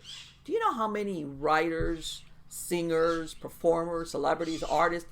If you were not on the page of the people that were in power, your stuff never got seen, or you were Yeah, never promoted because you were not on the right page with them. You know what I'm saying? Or that once you made it, you would have looked around and said, "What in the world is this?" You know? And people, I think a lot of creators were never got a chance or a break, especially now, with things that you could do your own thing. But like you said, once upon a time, whether if a gatekeeper didn't like bring you in, that's it. Your stuff never got seen, whatever it was. I think that a lot of people, the creators, never were recognized. Their work was never recognized because they just wouldn't have been on board with what was happening. yeah. So they got denied. It's like, nah, your stuff's not good. But why? No, it's not good because it's not really the problem. Wasn't what you were creating; is who you were. That would have been not on the program with what was going on with those above you. And I'm going to be a perfect. Well, look at this other guy. What's his face? Weinstein. Have you seen him? Have you seen him hobbling into court? I haven't seen anything recent. Well, they've shown him going, those little walkers, that really old people use, when they can't walk. He's using one of these walkers to go into court, and you look at him and you go, oh my God. It's like this guy was, preying on, people, starlets, or people going out there trying to make it in Hollywood, women, and now he's pretending like he's this old guy I'm hobbling about, and it's like, that's incredible. Guys, yeah, he coached and worked with actors. These people are actors, and they're some of the best writers on the planet. Yes. They write movie scripts and things that pull us in. And there's something that they've done that we've talked about Yes. on, with these shows like The Walking Dead, Breaking Bad, Yes. is they take these people, they take these villains and they let them do all these vile, despicable things. They've killed women and children. Yes. They've raped people. They've done all these despicable things. But then they have this arc in their storyline where they have a come to Jesus moment. And now we're rooting for the person that we wanted to die. Negan from The Walking Dead. Yes. I love his character. But but there's a lot of people who are like, they still can't get over that he killed their favorite characters in the show and how all the vile stuff that he did. But the writers have a way of making us root for the bad guy, because we see their humanity and stuff. And the same people who write these stories and stuff in deep Hollywood, and like they're writing what we see on TV with all the politics and elections. And hey, I need you to come in here and look feeble. I need you to take this cane. This cane needs to be this color, by the way. And all of this kind of stuff is deep psychological stuff that we don't even know. We're watching it like it's reality TV, and there's no such thing. Reality TV is scripted. So, but you think this is real. Well, but this stuff's real. It is. And this is the thing. Everybody loves a story of redemption. Redemption is a great story. Where you said people, if you want to call them the villain, that somewhere or other they get it and they redeem themselves. A redemption. But all of a sudden, like you said, when the villain ends up being the hero without being redemption, it's like, okay, how'd that happen? Because he gets the best out of everything. He survives, how you want to call it. I've seen that in several storylines in Hollywood where it's big. I love it. We all love it. It's something on the inside of most of us that love it. But there's those other people like, no, don't believe him. He's not reformed.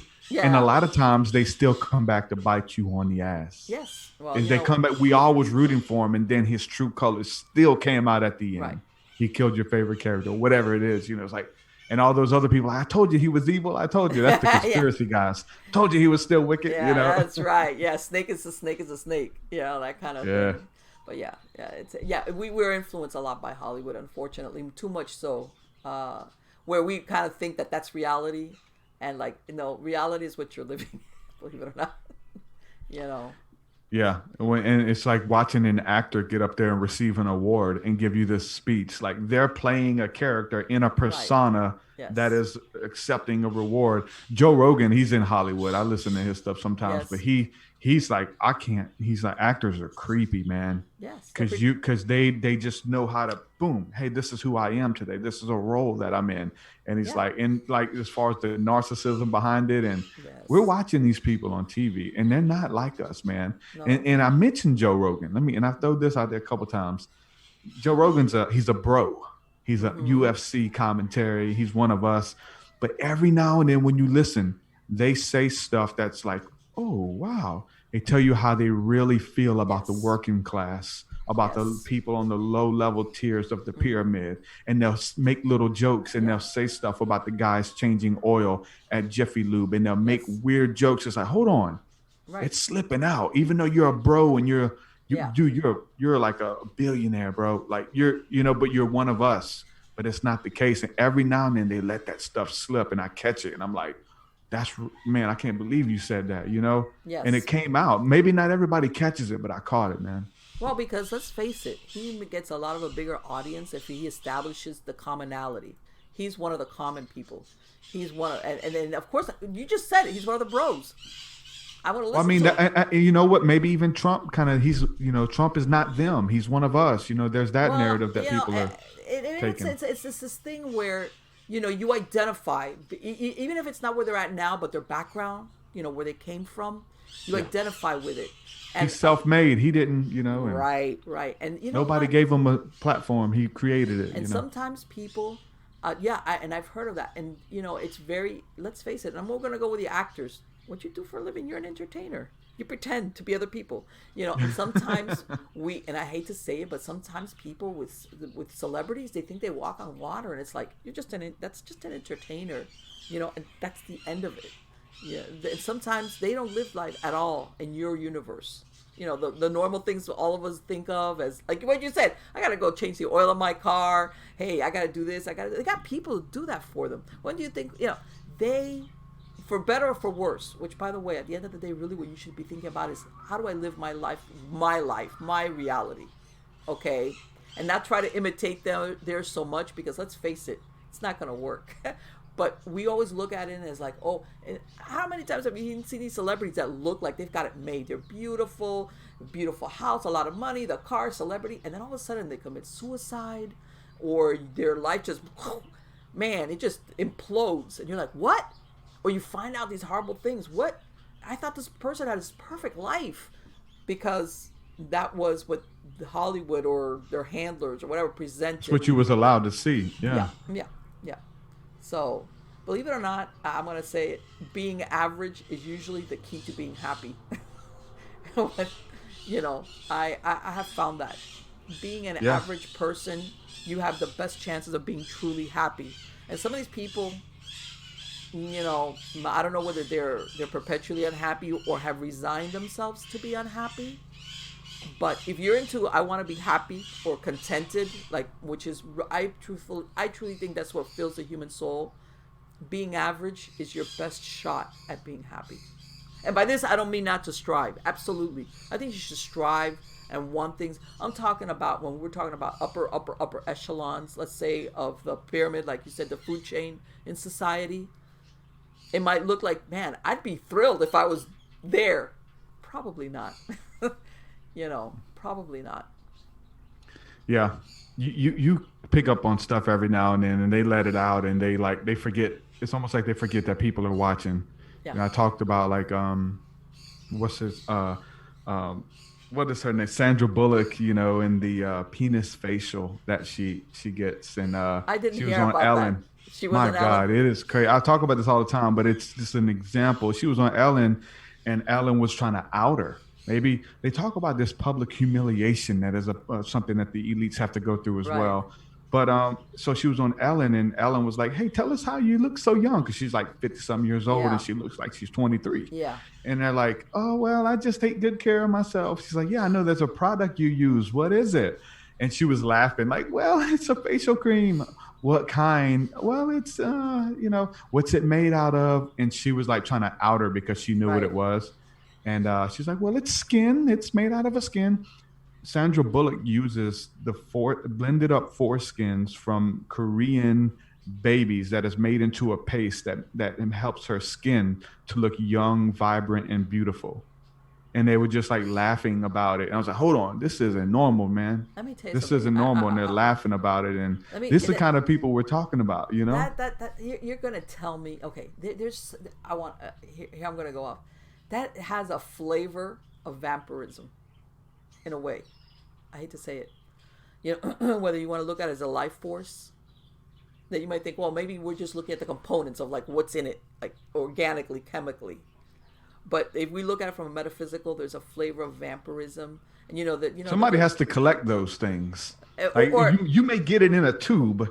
well, you've heard of vampires. There's energy vampires besides the typical. If we go into that, the actual blood, suckers.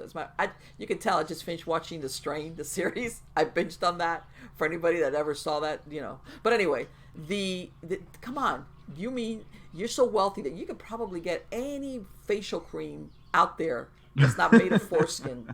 Oh God, come on! I'd like just technically, I'm sorry. I'd be you want the one that works, and it just so happens to be the one that there's not people readily that available to everybody. that they've gotten those injections, those blood injections under the skin, and I'd be like, man, just okay. I'm all good with trying to look young and pretty and whatever if you're an entertainer, but where do you draw the line? With just you're getting old. Hello, it happens. Shelly in the chat says Angelina Jolie uses placenta on her face. I'm not surprised. But yeah, there's snippets all over the internet on just type in Sandra Bullock facial cream. I mean, like a lot of them have covered it like it was a thing, but it's accepted and it's laughed about, and you don't know. And so then, I just think it's then strange, part of you man. wants to wonder, like we were saying, how much of this is like what you said that Ellen was trying to out her, or maybe they're in on it. Like, okay, this would be great for the show. They thought it was funny. Yeah, it was like I want you to play really reticent, like you don't really want to talk about it, and then I'm going to keep asking you, and that's scripted. That's scripted. You don't just go in there and just, hey, we're going to wing it. No, you got publicists who are in the corner. Like a lot of time, even on Joe Rogan, they'll look at the publicist and nope, we're not talking about it. Yeah, but like a real conversation, you should be able to make up. Do you want to address this or not? In the same way, like all that stuff scripted. I get emails from publicists all the time, and I got papers here. You have to ask them these questions. Yes. I'm not asking those questions. I'll try to weave some of them in if they're good, and what happens a lot of times is I'll ask them naturally anyway because that with their book and the things that they're promoting. But it's like this, you have to like send these people questions and we think it's organic. And it's like, no, this is all scripted. Right, exactly. Like, talk about that, but don't talk about that other thing. And it's don't mention this. It's like, come on, that's what I want to talk to you about. You're telling me not to mention. Think about it, Here she's having this conversation. Oh, Sandra, you look so young. Yeah, I use penis cream, versus, this cream, really, really, but what is it? So everybody's like, what is it? What is it? Mm-hmm. And it's all entertainment, not real life. And I hate to say it because of the celebrity status you pointed out. It's like it's accepted. Of course, she's a celebrity, so she uses cream made out of baby's foreskin. That's really gross as far as I'm concerned. It's like God. Yeah, I think there's a price to pay for all of that stuff too. Whether it's the divine coming to collect at the end, God or whatever entities that you've made pacts with. That hey, we gave you power, we gave you fame. Now it's time to pay up. So there's this thing of like wanting to live forever with the elite because they don't want to pay the piper. Like everybody's got to give an account. So I believe that they know that. And that's one of the differences where people trying to live forever. Well, let me tell you, now that you mentioned it, on Netflix, have you ever seen that series called Altered Carbon? No, I've heard of it. I never watched it though. Because that's exactly the theme of that. Your consciousness is basically down to a sliver, and you're inserted. And if you have money, you get a new body, like a new skin suit, because your consciousness is like a little disc. And basically, as long as that body that you're using has no head trauma or to the neck, basically, and if you're wealthy and basically you're immortal because you just get transferred from one body to the next. Watch it. It's a very interesting, it's sci-fi, but the concept behind it is along the lines of what you're describing. When you're looking at some of these celebrities that they talk about being time travelers, as far as like in every century there's like an identical pictures of a famous person that was I've seen that. Coming from wealthy families. We have their pictures, and they look like they've it's the same person. There's a bunch of them. There's like There every was one that freaking one of the ones century. I saw that I thought was really interesting, just because I like him as an actor. Is Keanu Reeves. Have you seen the one for Keanu? Keanu Reeves. What's the other guy played in The Knowing? The big one. He's kind of like a knockoff actor now because he plays in so much stuff. Somebody help me out in the chat here. You guys know who I'm talking about. He's the main one to go to whenever you're thinking about the time traveler actors. I know the chat will help me out. Maybe. Let me just type it in. The Knowing movie cast. What is his name?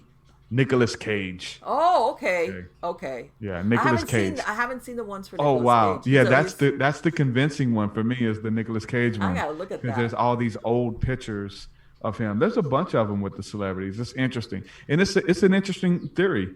Yeah. Whether it's real or not, I will tell you that. I mean, a lot of these the celebrities we have, they look like some of these Yes. emperors, and maybe they're even just from the same bloodline.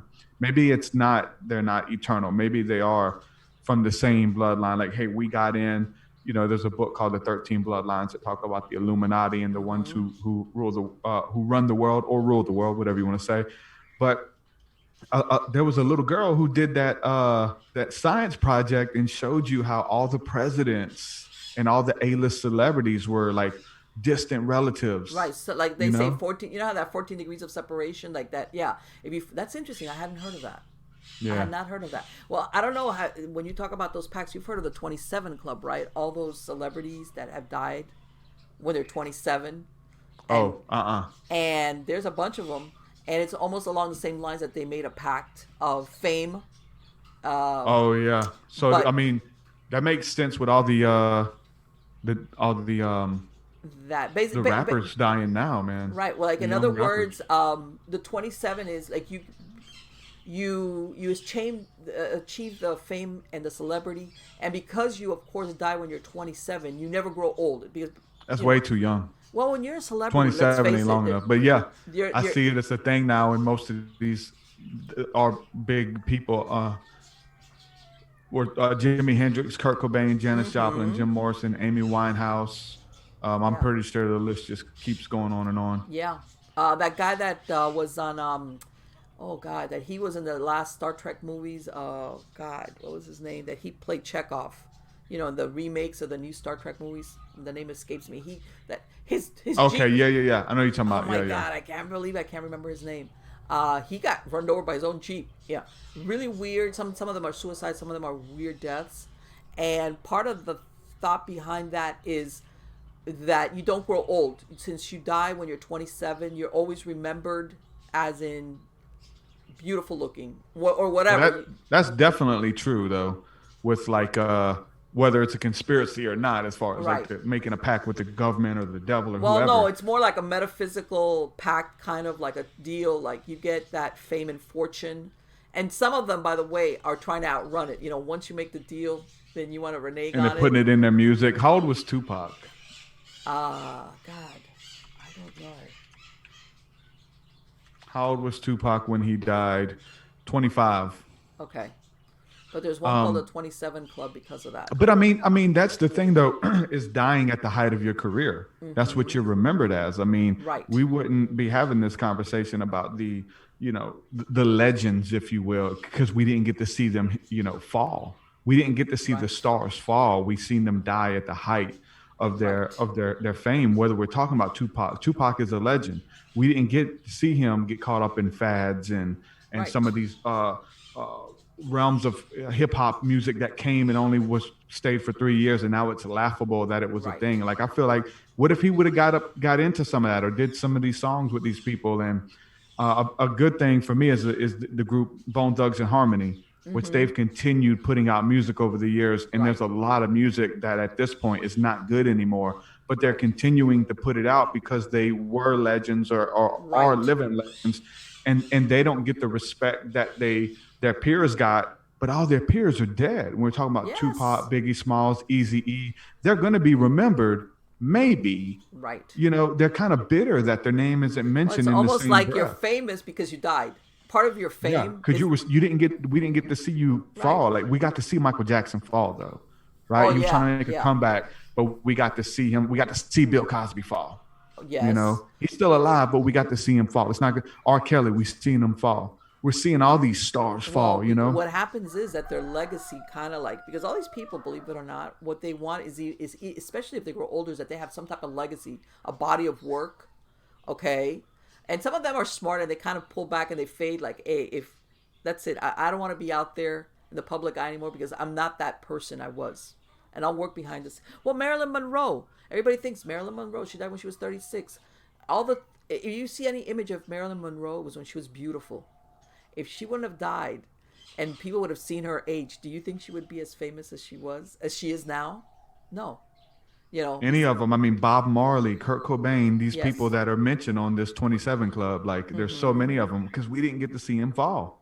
Yes, You no. know, now they're They're immortalized at the top of their success. Tupac, again, man, you right. know, And I hate to 20, say twenty-five. there's a certain seduction about that that's not good. But some people think, "Oh, yeah, you know what? I'll be famous." And it's like, "You know what? There's Well, that was the creepy thing Kobe said, Kobe Bryant. I know we're yeah, talking about some theories and stuff, right. but I'm not real big on I'm not big on people spouting facts. These are theories. Right. And they try to look at these conspiracy theories as their facts. And these are just theories. So I'm cool with that. Right. But Kobe, he was telling people he wanted to die young. He didn't want to, Yes. he wanted to Yes. be remembered at the height of his game and what he brought to the table. He was conscious of this. He told Tracy McGrady that, and Right. Tracy McGrady spoke about it in an interview. So And I mean, probably nobody wants to it is talk a about that now because it's like, oh my God. exactly. And Yeah, people yeah, don't yeah. realize if you think about something hard enough like that, and it sounds very, I want to say like, oh, in theory, it's so romanticized, for lack of a better word. You die young, well known, famous, until you get there and you realize, I want to live. Mm-hmm. who, who thought it was a great idea to die young and famous? I'd rather, that guy Kirk Douglas just passed away like a week ago. He was 104. You know what? And yeah, he was old and he faded to the background. At the end of the day, I'd rather live my life. Yeah, peak, have my body of work, even if I have to go into the background. But you know what? The spotlight, the notoriety, the fame, it's not even about the money. That becomes, people become addicted to that, to having some type of recognition. Yeah, being forgotten. I mean, that's the biggest Oh, fear. Being so, forgotten. Nobody knowing who you are. I mean, I was talking with a friend the other day about heaven and hell. And there's a sect of Christianity that kind of like the Jehovah's Witnesses and some of those mm-hmm, guys, Seventh Day Adventists, that believe in annihilation. That right, when you die, you cease to exist, and that's the fear of death. Is you're not even right. conscious that you're aware that you're here or gone, and or that you ever existed. And so for me, I'm like, burning in hell may be a better option I because mean, at least you still exist. You know what I'm saying? right, And it's not exactly. that total oblivion or annihilation. Well, Scary. and for let's say for somebody that this is how they've made, because a lot of people think of these people as that, well, they became wealthy because of whatever they did, whether they were an actor or an entertainer or something. But there's a lot of it, that there's a lot of these people that they keep going, that you go, man, how much money do you need? It's not about the money anymore. It's because they need some type of adulation, recognition, that they still matter. Okay, and they refuse to. And then some of them, that's why sometimes they romanticize these people that were famous that died really young, or in some cases tragically and unhappily. Oh, that, and it's like, oh, I'd rather live to be an old age, thanks. Even if my star shines and then it kind of eclipses, which by the way is usually what happens with celebrities. It's like, I'll deal with it. you know. But for some people, like those 27 Club, basically what they're saying is that they made a pact. They made some type of deal, whether your star's going to shine bright and then it's going to go out. Yep. Yeah, and it's like I'm really big into the Bible, you know that, but Mm-hmm. into the what I'm saying, the metaphysical aspects of it, the allegory. What does it Right. represent? And Jesus's life representing humanity, or even representing our life, and Right. what I'm saying, Revelation talking about these different things that we go through. And then the stars falling, right? Again, the Right. stars falling, and how it's likened to, our stars and our idols that fall from the heavens and are cast out and cease to exist. You could definitely see the parallels there. with the stars being cast out, the fallen angels even, being Right. cast out of the heavens of Hollywood or notoriety and fame. Well, what it comes down to is what fuels your being from the beginning, and getting back to what you were saying with this thing with what's her face with the penis, is that Hmm. we also have in our society a fear of becoming old, which is it happens to all living things, by the way. It's Yeah. you know, oh, I mean, don't get me wrong. I don't think like if you can.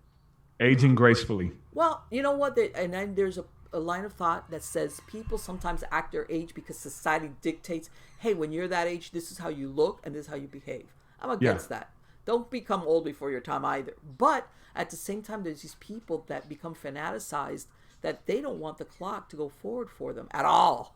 And it's like, what is going I don't on? think any of us want to. I mean, that's the Yeah, biggest scary thing. But it's like, what are you going to do when you find out? Like right. It's when like, when you start going, and we see these pious people, or even in the Christian realm, getting so much plastic surgery done, to mm-hmm. they're starting to look weird. They look weird, and it's like, hold on, you guys are supposed to be a symbol of virtue and beauty and aging and being graceful women, but you Right, guys are getting all this right. work, and you're pastors' wives and Right. ministers and leaders. Like, we knew Hollywood does that, Yeah. but when you guys are competing with Right. Hollywood, it's like, hold Yeah. on, y'all is this the same? Y'all from the same cloth. And the You thing guys is, are like, the what? elite too. Nobody's gonna notice. It's like, Oh man, my goodness, when it's did you so get? crazy. When did you get such puffy lips like that? Yeah. And I hate to say that because I mean I got friends who are doing it and they're religious leaders and they're getting a lot of work done. But for me, it's like, we want to hold on to some type of like humanity or, Yes, of the course. state of just the natural order of Yes, life and of course, and of uh and course. things. And all of us, like, should my on the side, my hair's graying here on the side. Should I Ah, dye it? Part of me wants to dye it. The other half is like, no, let it go ahead and come out, do his thing, and then it pull may, the grays out of my beard sure, and and put on the that's facade. A lot of people think I'm a lot younger than I am. And so it's like, hey, do I be young and hip, and be a yeah, rapper and yeah, all of these things, that these personas yes. that they have rules that come with them. Oh, you can't do that, and Well, you know what, and you know what, I'm on board. With, like you said, I'm gonna dye my hair, and you know what, and I'm gonna buy some cream from that I can make myself these wrinkles. That's okay. I understand that. I get that. That's fine.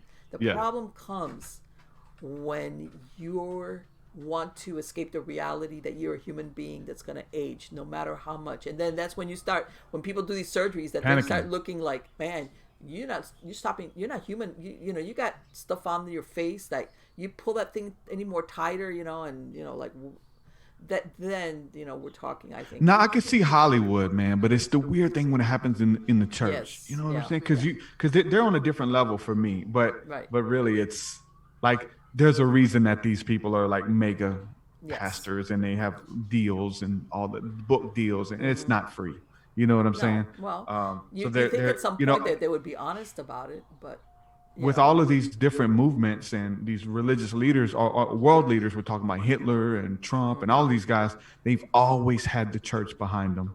Well, They've always had their spokesman in the religious right. Trump is like, it's been interesting as a Christian watching Trump get the religious right around him, and they're trying to teach him Christianity. He right, like right, and doesn't know he's how to I mean, hold the Bible, which way to hold it. no, yeah. They're teaching him how to pray. They're laying hands on him. He's looking at him funny, like, "What are you? Get your hand off of me, dog! I don't let anybody touch." Like this, they're teaching him Christianity, and it's been interesting to see. And but the church has always been there with these leaders, and it doesn't Well, mean they're righteous just because they this is the thing. supposedly stand, just because they have a Bible. Put it that If way. you want to reach the masses, that is the way you reach the masses. I hate to say it, especially now with television and Insta. Before you had radio and newspapers, and of course that's why. But now the way the media works, if you want to reach the masses, and when I talk to masses, we're talking worldwide. We're not even talking locally. That's how you do it. This is how for You have to that's be. how you do it. It's called media training too. Like, it's Yes, media training. yes, You have to be taught. There's a lot of these new people who become viral and they get an agent. They put them through media training. Yes. Again, telling them what to speak on. Don't say this. Don't you ever say that. Do Yes. this. This is how Christians act, in the Trump case. And it's just Yes. been interesting. I can see it, man. Well, then, It's, and then that you're saying, where was the jump off point where this stopped being something spiritual and it became a money making entertainment thing? You see what I'm saying? And that's the problem right there, where we run into where yeah. one thing it becomes it's transformed into something else.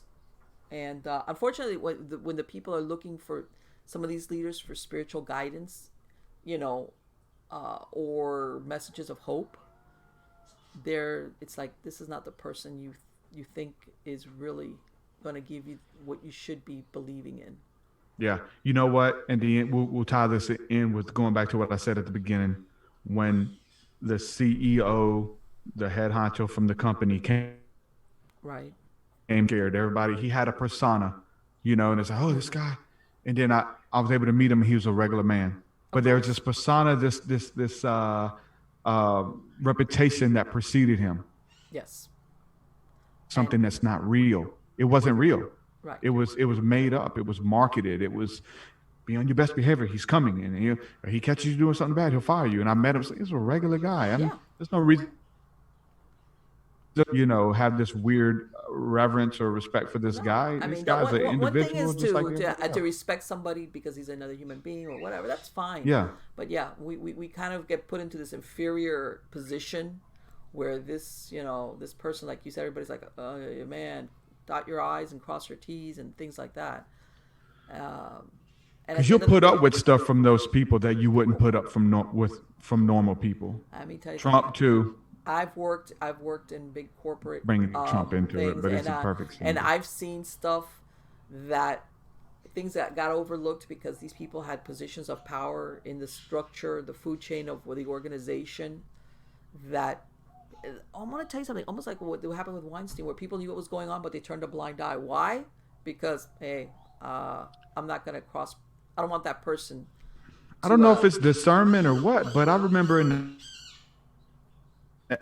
overwhelming number of plots in movies and daytime drama where that was the plot. The model was trying to break out into Hollywood, trying to be an actress, and they sent her in a room with the old man, the old exec. yeah. You know what I'm saying? The guy who was the CEO, the executive, the writer. Yes. You need Yes. to see him. And then she comes out, she wipes her mouth, Right. and it says, "You got the role. You got the part." Yeah. There was so many movies that came out, and people were like, where did this come from? Well, This that way. wasn't nothing new. This Back was in something that everybody knew about. when Hollywood started, what they called the casting couch, which was you wanted that part. Where does that come from, right? Casting Yes. couch. There you Yeah, go. that's from the very origins of when Hollywood, even I think before the talkies, when there was silent film, that's really where you became famous, because before then it was only radio. And then the silent films, yeah, that was part and parcel. If you were going to be an actress out there, you were going to have to go to the casting couch if you wanted to part. The Caesars, and all these other nations and the Mm-hmm. kings, what was they do before they would allow the young girls to marry a peasant or a warrior? What did they have to do? You had to Well, come sleep with the king first. right, You lost your virginity to the king. right. It Then you were was, sent out it there was, into the world. it was. This stuff is ancient, man. This stuff is not Oh, new. yeah, no, It's that what they deep. call the droit de seigneur, which is if he was the let's say if he was the lord over that, what you said, the peasants, fiefdom, depending on what age, and it was known that you were going to marry, your wedding night, you would go to him, and of course that would always put the doubt if she ever became pregnant, whose child it was. You remember that movie Braveheart, right, with Mel Gibson? Yeah. How Yeah. they go and they marry in secret. Mm-hmm. He did it because if Yep. it became known they were going to marry, the guy was going to demand for her to go and spend, or give her virginity up to the Lord.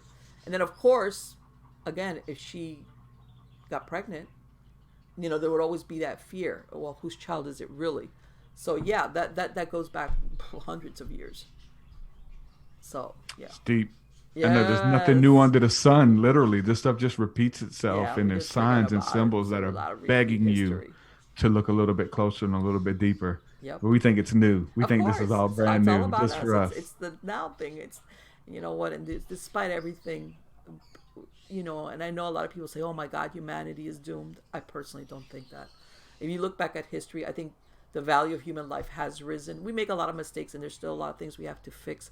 But overall, I think we have become a lot better than we used to be. We've made improvements. I think so too. I think the collective of the consciousness of the people is shifting, and so that's why it's polarizing the leaders. Yeah, yeah, That's why this stuff isn't the stuff that is we're not going to let it fly. We're not going to let the facial cream fly. Call it yeah. no more. Exactly. We Except it need to was like a, boycott it. Boycott that facial cream. yeah, You of know what I'm course. saying? But it's just a symbol, right? Because people are a rising tide rises all the ships, right? And so I Right, think that exactly. enough people are waking up and Yeah. choosing light, choosing love, meditating, Mm-hmm. seeking out spiritual practice, doing the inner work, finding healing, and just us as a people, Yes. it's contagious. Other Of people begin course. to do it, and Of course. so yeah, there's definitely hope for humanity, and there's hope for us as individuals as well. To I be a truly light believe in the that. midst of this Yes. darkness. We are going to overcome. I truly believe it. Despite sometimes we're fed a lot of stuff to alter our consciousness. And I know that sometimes we become molded to do bad things. Overall, I do believe in the goodness of humans. I do. And I think that overall that's going to win the day, even though sometimes it doesn't look like it. Yeah, I don't really go this route a lot and talk about the elites and the conspiracies and stuff, but I'm definitely well studied on it. And it changes the atmosphere a little bit at ending a show like this. It's Yeah. like we've been talking about all of this evil agenda and these demons Yeah. and our leaders are involved with ancient spirits and I know. child It goes out trafficking. It's there. like how do you end it on a good note? Obviously, we're talking about how to end it where it's like there's hope for humanity, right? Yes. There's spiritual practice. There's just so much that's happening that's good. But how do you end it on a good note? There's been some episodes that at the end they were going good and we got to the end. I'm like, oh man, I had to apologize to the audience because Well, we you got know what? so. I think that we're very powerful, and I think that at the end of the day, it's your individual choice. It's the choice you make. And sometimes people think, well, what do I matter? If I'm good, if I'm a good person, or I try to do the right thing, what does that matter? I'm just like one person out of what, billions? Yeah. And I beg to differ. I think that if you make that individual choice, we are all very powerful in even within our individual. And if you have a bunch of individuals making the right choice, then like you said, overall the outcome will be positive. It's just that it's not gonna. It's a daily thing. You know, sometimes we need time to pass a look backwards and say, it, my by me doing the right thing, whether it's on a physical level or on a consciousness level for a group of people, I think the outcome will be positive. That's why you keep a lot of animals around you Oh yeah, can you because they're tell?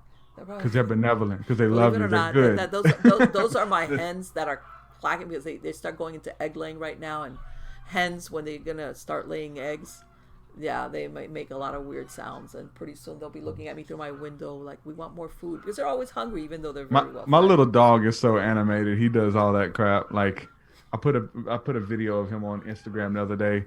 He makes these little noises and trying to communicate and talk and learning and stuff. And it's just Yes. so interesting how we communicate with them. And they're just a part of the family. Oh yeah, yeah, yeah. So believe me, I know I kid that thing about me being the food source, but I know my animals. They're like, yeah, they're in sync with me. You said food and the dog. He's waking up on the couch. He's Yeah, so that's cute one of too. them. That's one of them. I closed the door, but no. As a Uh, matter of fact, when I'm working, my last book I dedicated to the 10 of them because they're my writing companions. They'll sleep under my feet, and then I'll read something to them, and they all look at me like, "That's great. That's beautiful." And yeah, it's like, oh, I yeah. love you guys. Yeah, it's funny. Like my little dog, a lot of times he'll come lay under my feet, and I have a grounding pad, Uh huh. grounding mat, and he'll lay on it right up under my feet, Yeah. and it's like Exactly. he's hanging out in here when I'm doing it. But if the mail lady comes, and he'll just start barking, it really makes sure it's just really loud in the sensitive mic. So, but yeah, Yeah. our animals are awesome. But hey, go ahead and plug your website. People can check No, out well, your they can go to different Marlene podcasts that you Pardo, have, and marlenepardo.com. that talks about all my shows, my books, and I'm an author. Or Marlene, MiamiGhostChronicles.com. Those are the two best websites that you can find, whether it's my work, who I am, the books I'm writing. And like I said, I have links there to either the videos on YouTube or the podcast on the different platforms that are out there. You can get a link depending, if you've got a certain platform that you listen to, that you use for your podcast. I've got links for the show from either of those websites. Awesome. Good stuff. In the episode that we did should be available soon, right? Yes. And I will send you an email with it as soon as it comes up. Good stuff. Well, thanks so much, my friend. I really enjoyed it. We'll have to do wonderful. It again. Take care, darling. Enjoy the conversation, my friend. Bye-bye. Later. Bye-bye. Bye-bye. Wow. All right, guys. That was a great conversation. And wow, I don't think I got anything to add. What can I add? I think we talked about everything. Very interesting because, and I've said about it before, sometimes we see a lot of world events, and usually, by the way, when I record my other shows, I try to do it towards the end of the day so that you don't hear what you're hearing right now, which is all my chickens clucking, because everybody now is probably laying eggs. They do that first thing in the morning or right about now. Okay? But anyway, sometimes, we look at world events and we just see it from a physical, perspective of what does that do to my world, as in my reality. Whether it's, I'm going to say, for example, coronavirus, what is the impact? But that thing about sometimes there's being a metaphysical play behind the scenes that isn't obvious. Yes, I think that there is a lot of instances where that is exactly what happens. It's just not obvious.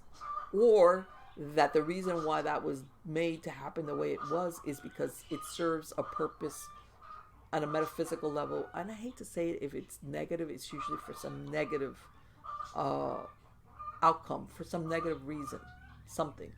And, we spoke about, when there's huge loss of life or injury, as in blood and blood sacrifices. But you know what? There's a negative, when you scare a bunch of people, humans, there's a negative output from that. And, I'm sure some of you have heard of negative energy vampire. And, everybody thinks on the metaphysical level or dark beliefs, as in the actual sacrifice or whatever. But when you cause fear to be experienced by humans on a big level, whether it's fear for the families, fear for their health, that puts out a negative wave, if you want to look at it. I'm trying to think of that is used just as much as if you kill a bunch of people. And I'm talking here on a larger scale. But it goes from the individual upwards, depending on what you're trying to achieve. And the reason why I say that is sometimes we're at the mercy of what we hear in the media. And I've talked about this before, what I call the industry of fear, where we're made to fear so many things on a constant basis that it kind of feels like we're always afraid of something, And there is looking at it, and then again, and I don't want to fall into the conspiracy theorist thing, but there's something that we put out when we fear, when we suffer, not imminent danger. I'm not talking about somebody coming to attack you. There's times when fear is absolutely appropriate, and you need that fear to galvanize you to defend yourself or defend your family or defend your home. That's different. I'm not talking about that. I'm talking about that fear of my health, the world, where it's out of proportion to what's there. And the true objective is to have large amounts of people existing in fear, because we put this thing out when we're in fear, uncertainty, or if we're told through the media or whatever that this is going to, wipe out humanity, or there's no hope, and let me tell you something, that those negative effects on the metaphysical level does serve some purpose for some other people to hold us enthralled. Because when people are afraid, they don't move forward. They don't make plans. They're worried. Their existence might be interrupted.